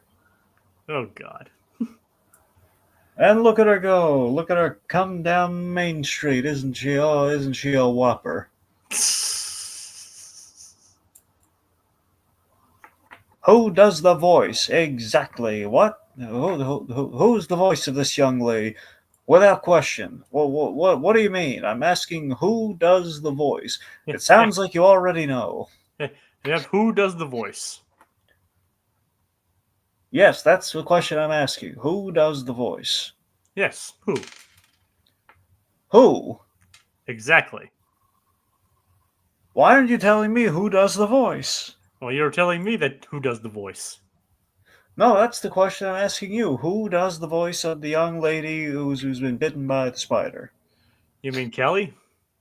Who? Yes, Kelly who? Well, who are we talking about? Kelly or who? Kelly. Who? Yes. Who's Kelly? Yes. Stop. Answer the question. Who's Kelly? Kelly is the voice of Stacy. Who? Yes. Kelly. Yes. Well, that's Stacy. Yep, she's the voice of Stacy. Who's the voice of Stacy? Exactly. Okay. All right, enough of that. All right. So, okay, back to the leader in the episode. The point being, Candace is in charge of the thruster controls, the little control center there. While the boys go over to Mount Danville to situate their rocket.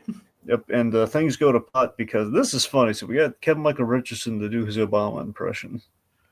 Yep, and like if you notice, like talking about the world leaders, and one of them is a dolphin. Well, probably for Atlantis. Couldn't they have just sent someone else? You know, like Aquaman. Jacob, like 75% of the globe is water. Okay, Aquaman has better things to do than deal with this. I mean, he's the leader of Atlantis, Dragon. Oh, I know, but he's got to delegate sometimes, man. And no wonder L.O.V.E.M.U.F.F.I.N didn't respect him. Yeah, I mean, did you learn anything from that Aquaman 2 movie? Didn't you know that apparently we can't just have Aquaman be the king of everything? He's got to ask to defer to like a council of other kings and stuff. I've never seen Aquaman 2, so There you go. Apparently, it's not that simple. It's a different property, but still. It works. It's animated. Yep. And that's like the only comparison you can make between these two shows. Yeah. The Aquaman did not get brutally murdered with a battle mace. Nope. No, just lost his hand. Okay, so it's like so. Yeah, one of the leaders is a dolphin.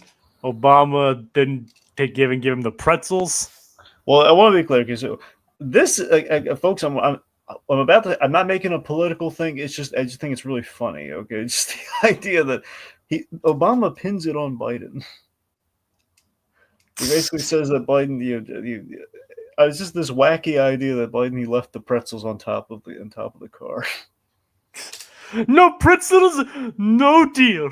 Is he doom the planet? He pins it on, just pins it on him.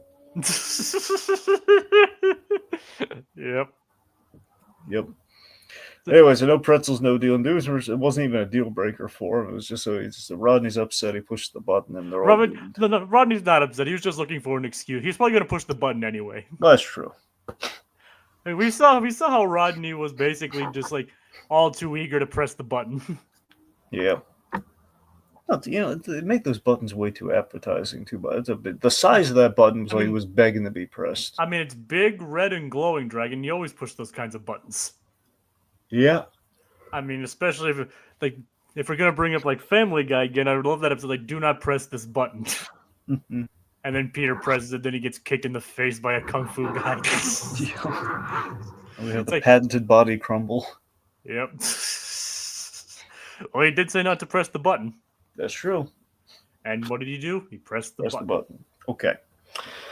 So, anyway, point being, the gang, they have the thrusters on the mountaintops. They're about to, activate them. Candace ends up screwing things up, and then we have Buford making the gag of the episodes. And, oh, this must be a special episode. He's yelling at his sister again. Yep. That's not the only callback to Summer Belongs to You. But remember, it's like it is kind of a funny occurrence if you think about it that way, because it's a special episode. He's yelling at his sister. It does seem to be a strangely recurring theme, doesn't it? Yep. Get on the trike. And of course, the whole Mission Marvel thing too. Stop screwing with Spider-Man. He didn't say that, but I think we all wished he did. Yes. Although I don't think they would have allowed that exact line to be involved. No. Stop flirting with Spider-Man, Candace. Well, they are a similar age, I think. Oh, true. Still. If it's supposed to be the Spider-Man from Ultimate Spider-Man, which I don't think it is, I think it's just voiced by the same guy. I think it'd be around the same age. Oh, I mean, well, still, it's my point. Like, stop flirting with Spider-Man. He's already seen somebody.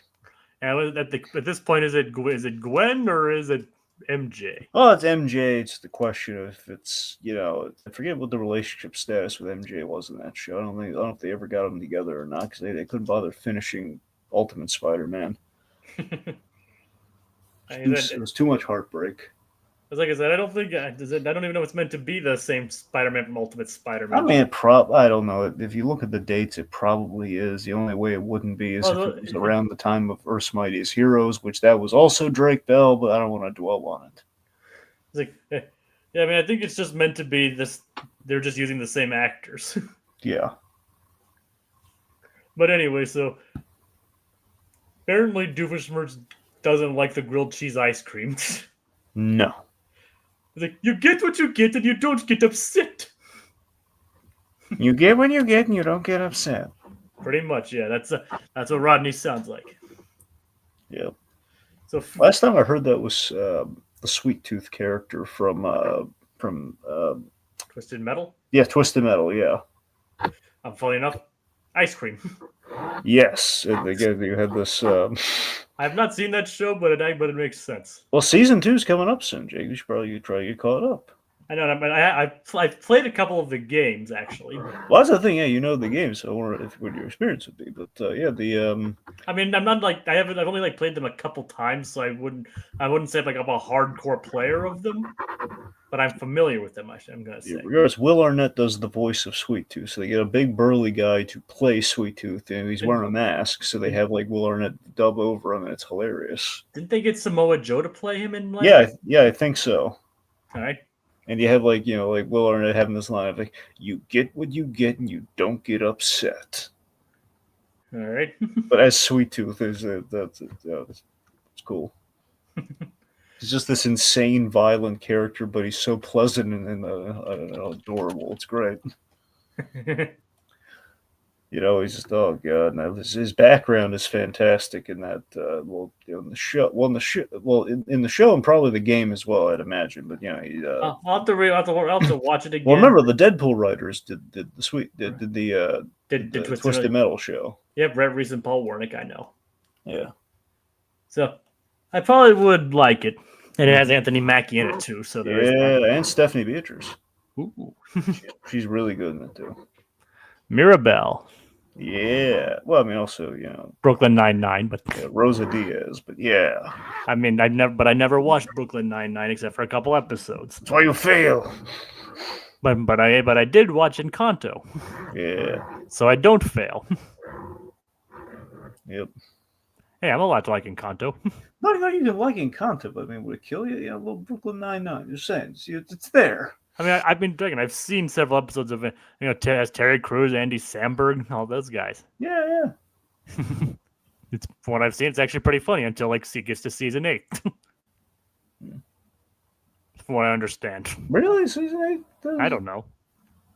I guess I'm just going by what I've read. All right. Well, anyway, so. Let's see. Point being, Candace, she now has to get a new power coupler, so she's got to go to the attic. Because she pushed up buttons into red and overloaded the system. Yep. Candace, very poor listening skills. In this case, I can kind of see where she's coming from because she's, trying to save the planet. Like Phineas said, don't do that. While we're doing, life-saving things. It's and of course, it's in the attic where all the spiders are? Yeah, in the attic. And then she lets out a large scream, which Dr. Diminutive thinks it's the building settling again. Yep. So anyway, I'm surprised they didn't add a line "Oh, now the building sounds like a teenage girl screaming because she's afraid of spiders."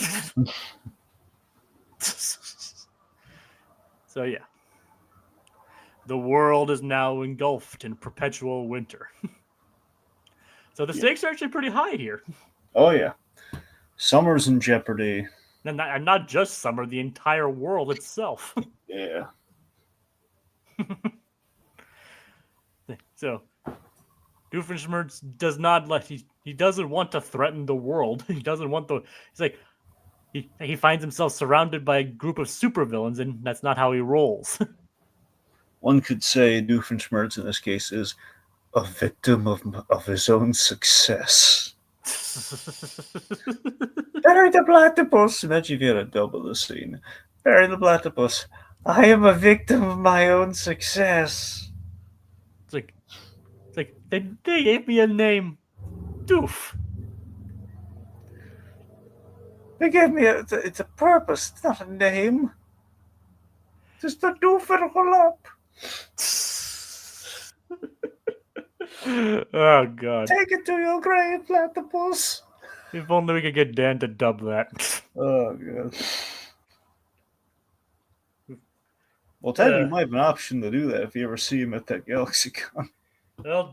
Dan's not coming to this upcoming one, so Yeah, well, now what's he doing? He doing like a new season of television or something? yep. Can't be bothered doing a convention. Yeah, like I mean, just try a little Poffenmeyer. I mean, come on. Dragon, I would like if he came to one, I would totally go to that. Yeah. And by the way, I told you that Bill Farmer's gonna actually manage to order the map from a Goofy movie. Yes, I remember that. Yep, I can't. It'll arrive sometime next week, Well, there you go. just in time for the convention, or at least like one of the days. But Bill Farmer's there all 3 days, so even if it doesn't arrive on the Friday, I should at least still be able to get him to sign it. All right. Oh yeah, It's all come together. it's all coming together. Yeah. Okay, so Candace is in the attic. She keeps backing down because of spiders. It's a very spider-infested attic, by the way. Which even Phineas acknowledges. Like, even Phineas is like, no, it's like that spiders is a very valid fear. We have Phineas giving her a pep talk via the photographic technology. Which is, it's like, which he like, it's like he does admit, he does kind of be like, yeah, there's a lot of spiders here, but he also is acknowledging that he can't actually help her because he's not there. Candace again slowing the uptake on how a hologram works, but And even Phineas points out that this is like talks about how all the brave things she's done. Like, and back when he's done her baguette boat, when I gave you a similar pep talk. It's like, so yeah, they're acknowledging that they're hitting some of the same beats here. Yeah. I mean, the stakes were higher with Candace in the Summer Belongs to You, but here, like, the stakes are now like more worldwide. So her spider fear seems kind of inconsequential. So that's why she has to push through it. Yeah. The question is, what does no one have a duster in like the Flynn Fletcher family household? Apparently not. Yeah, apparently Linda did go up there to get the box for Candace. Does Linda not clean the attic? And who knows? Maybe that was one of Candace's chores that she was supposed to do. What does she do all day there at that house? Bake pie. It's just baking pie. I mean, Linda, you could always just go to the store and buy a pie, right? Or cake, or ice cream, or yeah. I mean, cake would be better, frankly. But Dragon, like, you have to admit, if you have cake every day, you'd eventually get tired of it. Well, yeah, I'm not saying she has to always only make cake. I'm just saying, given a choice. I mean, cake in a change. She's making pie every day. It'd be nice if she made the cake now and again. The funny thing, dude, I actually just recently, for the first time, tried German chocolate cake. Yeah. Yeah, it wasn't bad. I'm not really a big fan of the coconut, but I did like it. Does he get a 9 out of 10? Yes. Okay. And before you ask, yes, I know why you're saying 9. But it's not. But the reason it's called German chocolate cake is not because of that German. Not because of Germany, but because it's made by a guy whose last name was German. Hmm. Okay, so Candace. Yeah, she opens the box, Ferb's box, but it has a huge spider inside of it. Yep. Which she lets out another very loud scream. Yep. You know what's funny? I once heard that they have like a whole they recorded just an entire session of Ashley Tisdale just screaming, so they didn't have to have her scream every single time she recorded an episode. Tom Hanks was not as lucky on that front. Tom Hanks, he always he really tuckered himself out doing the original Toy Story because Woody yells a lot in the first Toy Story. And he does. Yeah. So they had a whole sound bank of just Ashley Tisdale screaming. Yep. Sometimes just random screaming. Sometimes a lot of variations of "Mom." They could play like a whole symphony on like one of those pre-programmed Casios of just I think they could do that with Kevin Conroy's grunts. Well, they could. I still love that story. Yeah, the whole little Andrea. Yep. Like at the Christmas party or Yep. whatever. Like they played the clips of him going Oh, it's a wacky Christmas party. for such a serious show too. Yep. I guess it is it would be a nice way to unwind though. I mean, I want to hear that recording though. Love to see the look on Andrea Romano's face when they play that recording. Hey, I'll probably know she's the one who put it together. Well, yeah. I was imagine the first time he says that just in the room is how hard they laughed. Yeah. All right. Anyway. I think there's something like this in a post-credit scene. I think it's about like the whole. I think it was like the might have been in the first Cliptastic Countdown where they stitched together a bunch of a bunch of Candace's screams going like, Mom! Like, and they synced it to the theme song. Yeah. All right, so Candace manages to face her fear of spiders and She gets the part. But there's a problem. The mechanism, the thruster is kind of pointing down towards Phineas and Isabel, and they're about to be fried. Yep. So they're running and like to the last second thing because Candace is getting things in operation, but she's her communicator is fritzing out, so she's not hearing them. So like saying wait. So they're the last second fixing that thruster to get it to work, and it does. And again, pretty high stakes considering this show. Yep. Phineas almost got fried. Yeah. And his sister would have been responsible for it. Yep. It's something out of a gritty reboot, wouldn't you say? Oh yeah. So yeah, Candace almost got Phineas fried. But the thing is, of course, he would survive. But he would basically be a charred husk for the rest of his life. It would have been a whole dramatic thing where Phineas pushed Isabel out of the way, and he's all charbroiled because it was like basically he'd be like Darth Vader, afterwards. I was like, Candace, I hate you. I hate you. He's using the firmographic deck. Ferb, give me the firmographic VR thing. Think of okay. Hands it to him and like, Candace, look what you did to me! Don't look away! Look at it! Look at the damage! I hate you! I love Star Wars, but I still hate you! Why is it doing, Kim? Why can't you do it? And Buford said, yeah, it's definitely a special episode. He's yelling at her a lot. Like, I hate you so much! I'm waving my arms at you, but they blew off, Candace. I hate you so freaking much right now. And nobody's just helping Phineas. They're just looking at him scream at Candace. Yeah, they're like a wicked, like a very in pain temper tantrum. It's like they could we help him? No, he's on a roll. Yeah, but it's the idea. Okay, you know what? Okay, watch this, Candace. It basically does like almost like a double, like a 2-line phone call thing. Like, hey, mom, look. But then she can't pick up because they're still crawling around the cave. Yeah, we'll eventually get out of the cave. Yep.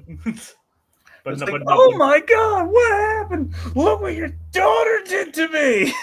She was watching us. Yeah, rub some pie on that, Ma. All right. Yep. Hey, Ma, before we hang up the call, is she busted? Tell me, is she busted? Huh? He's like, oh man, why is Phineas so angry? Well, he's covered in 3rd-degree burns and missing limbs. He's Darth Vader with a point. He's Finn Vader, man. He's the spin-off of Chad Vader. Day shift manager. Yeah. I rewatched that recently, by the way. Oh, nice. Because the funny thing is, I re-listened to our Star Wars stream, when we did Phineas and Ferb Star Wars. Yeah. And we brought up Chad Vader during that. Yeah. Yeah, so it's kind of funny how that worked out. I just listened to it just today. Oh. And the funny thing is talked about how Matt Sloan actually voiced Darth Vader in a couple official Lucasfilm productions. Yeah. one of them is the Force Unleashed, and during the opening prologue where you play as Vader, you can actually mess around with a bunch of the stormtroopers that are in the level. And the trophy is the trophy is called Worst Day Shift Manager Ever. Nice. I love it. Yep. But yep, Day Shift. Chad Vader's a great show. Who's the butthole now? I'm the butthole. I'm the butthole. Dog. Seriously, folks, go watch Chad Vader. At the very least, just watch the first season of Chad Vader. The younger brother of Darth Vader. Yep. So I have a famous brother, and I was riding my bike, and I crashed and landed in a volcano. My famous brother gave me this to keep me alive. I didn't know there's a 4th season. Yeah, there's 4 seasons. I think I only watched the first 3. I want to say season 1's good. 3, I think, finds its way back. I think I remember 3 being okay. 2's good, but there's a subplot. I don't like what we do with Randy. All right. And 4, it's it's a clunky wrap up. All right. It's kind of like it's kind of a rise and fall story with Chad Vader, which I don't want him to fall that much, but he's Vader, so Anyway, so yeah. Okay, so point being, pep talk, everything's good there. We call out the reused brawl with L.O.V.E.M.U.F.F.I.N, which is really funny. How many buttholes do we have on this ship anyway? I knew it. I knew it. I'm surrounded by buttholes. Yeah.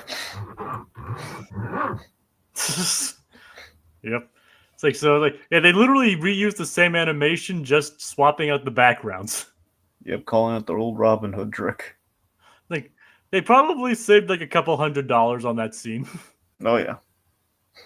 I don't know. Well, then again, I don't know how much animation costs, but I know it's not cheap. No. So they probably saved a couple $100 on that one.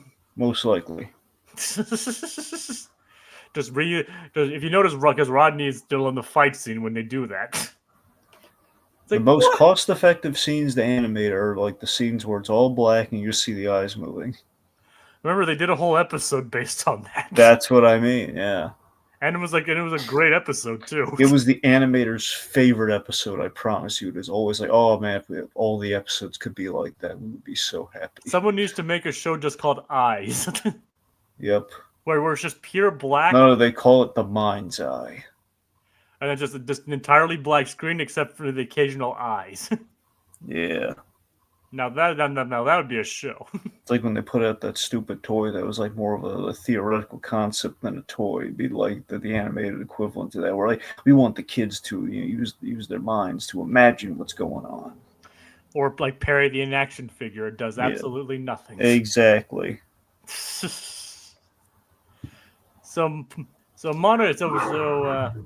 The rat that Monogram made an agent actually helps free the other animal agents, which leads to the brawl, which is cool.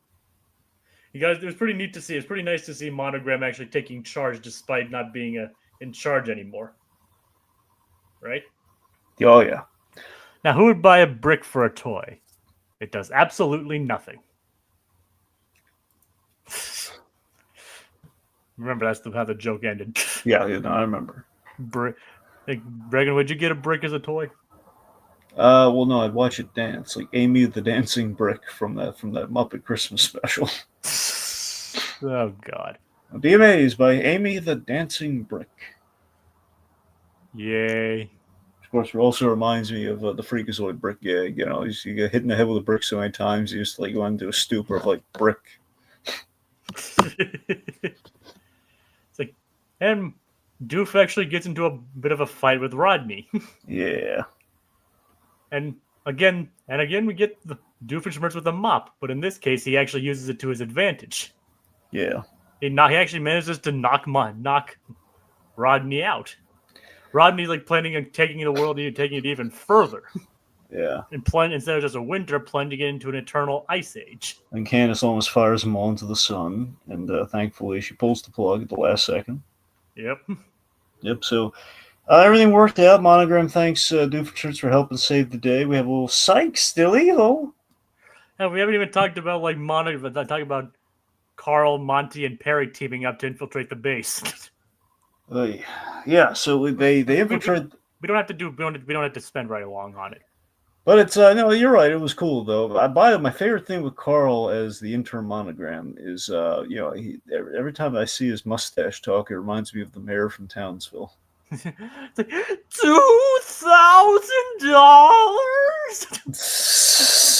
$2,000.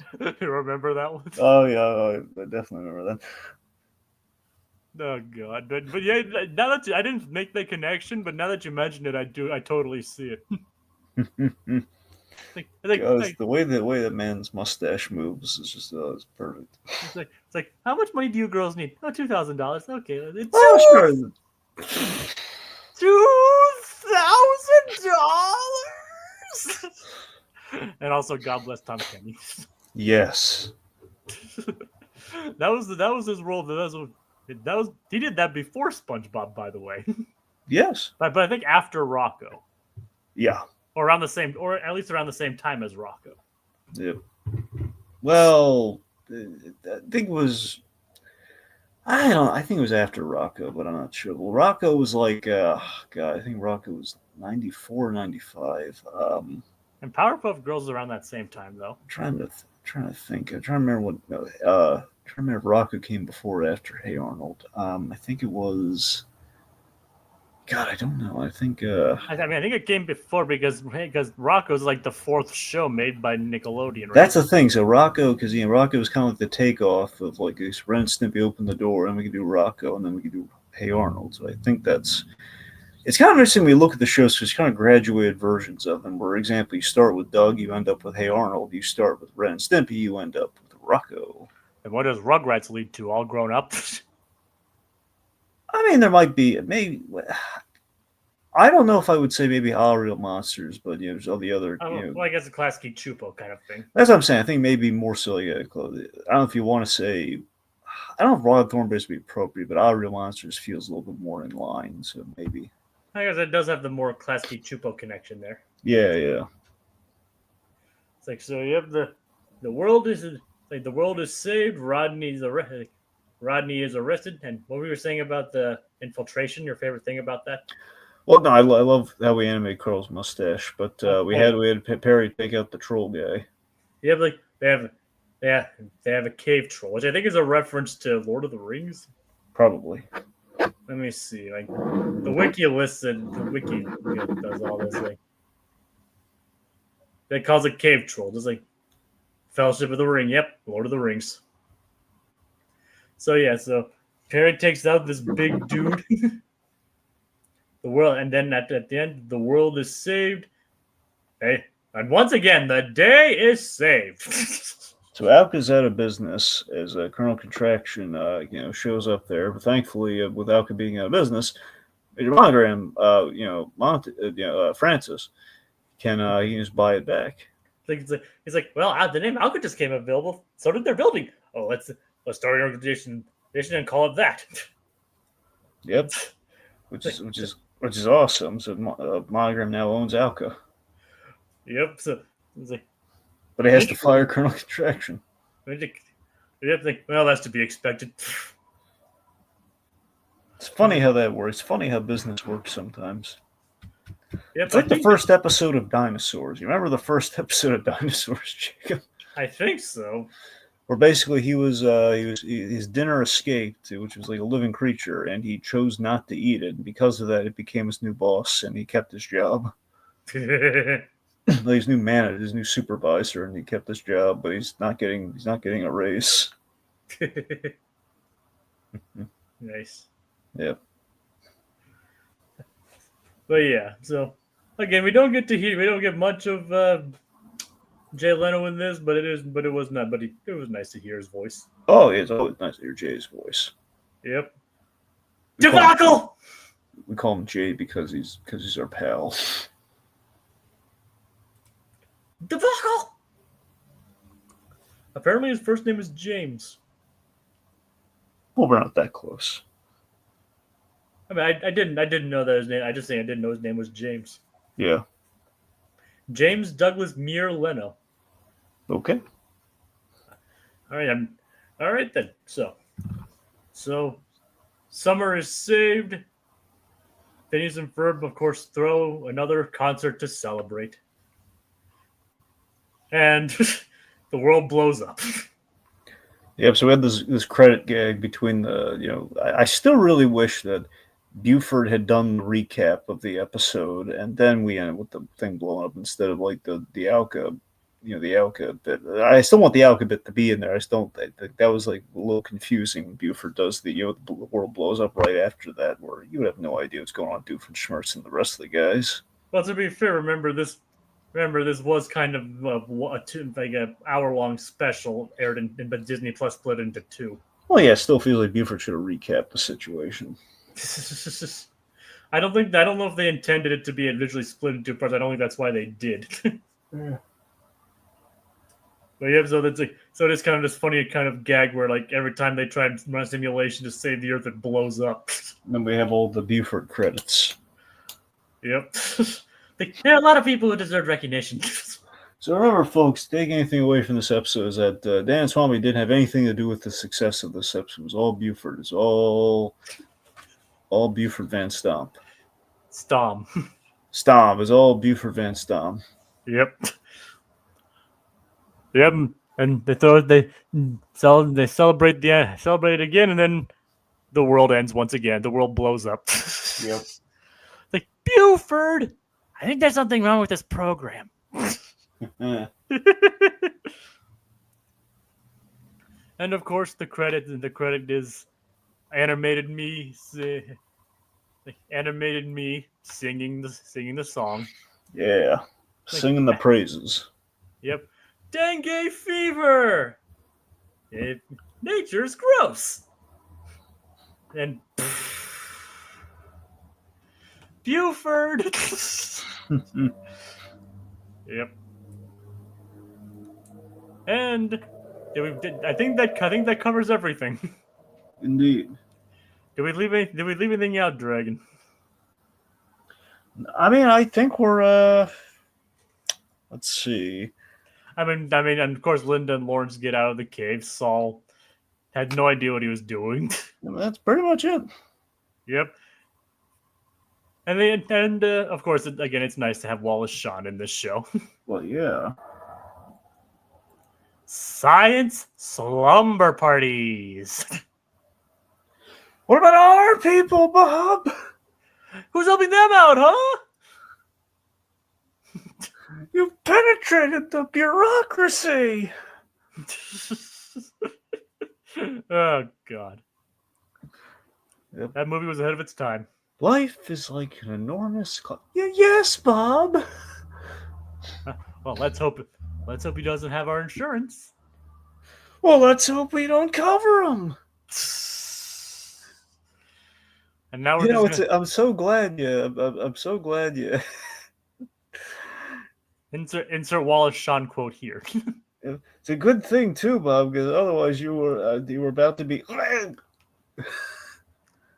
Insert Wallace Shawn quote here. Yep. Okay, I have one more. But I don't want to use my head. Ow. The blooper. Here's a good final one. Okay. Inconceivable. Well, sure. I don't need to play it. I lived it. Yep. That is a good one. And also stolen from Pee Wee Herman. I love that. It was borrowed, but still. Yeah. All right, so the episode was good. Yes. We had a good time here, and that's about it. Let's thank the folks. All right. Thank you, Awkward Ted, Code Geass. We briefly had Cameron Cochran here, and Eli. And also early on, Sonia Pantoja. Yeah. Who, for once, kept it brief just by saying hi. Yeah, I think we scared her off a lot of our tangents. Yeah, I mean, and people will be scared of it when they see the length of this when they see the length of this episode. Like, they talked about this one episode for two and a quarter hours. Well, it's kind of 2 episodes, so by that math, it's like 2 hour long. So But the Star Wars one we only did in like an hour and a half, and that was a longer episode. I don't know. Don't ask me to run the numbers on that. All right. Ooh, the new Predator movie's coming out. Just came out. Okay, then we don't want to end on that tangent. I know, but join us next week on the Recap-inator, where we get a Romero-inspired trip through an infested Danville. Good night, everybody.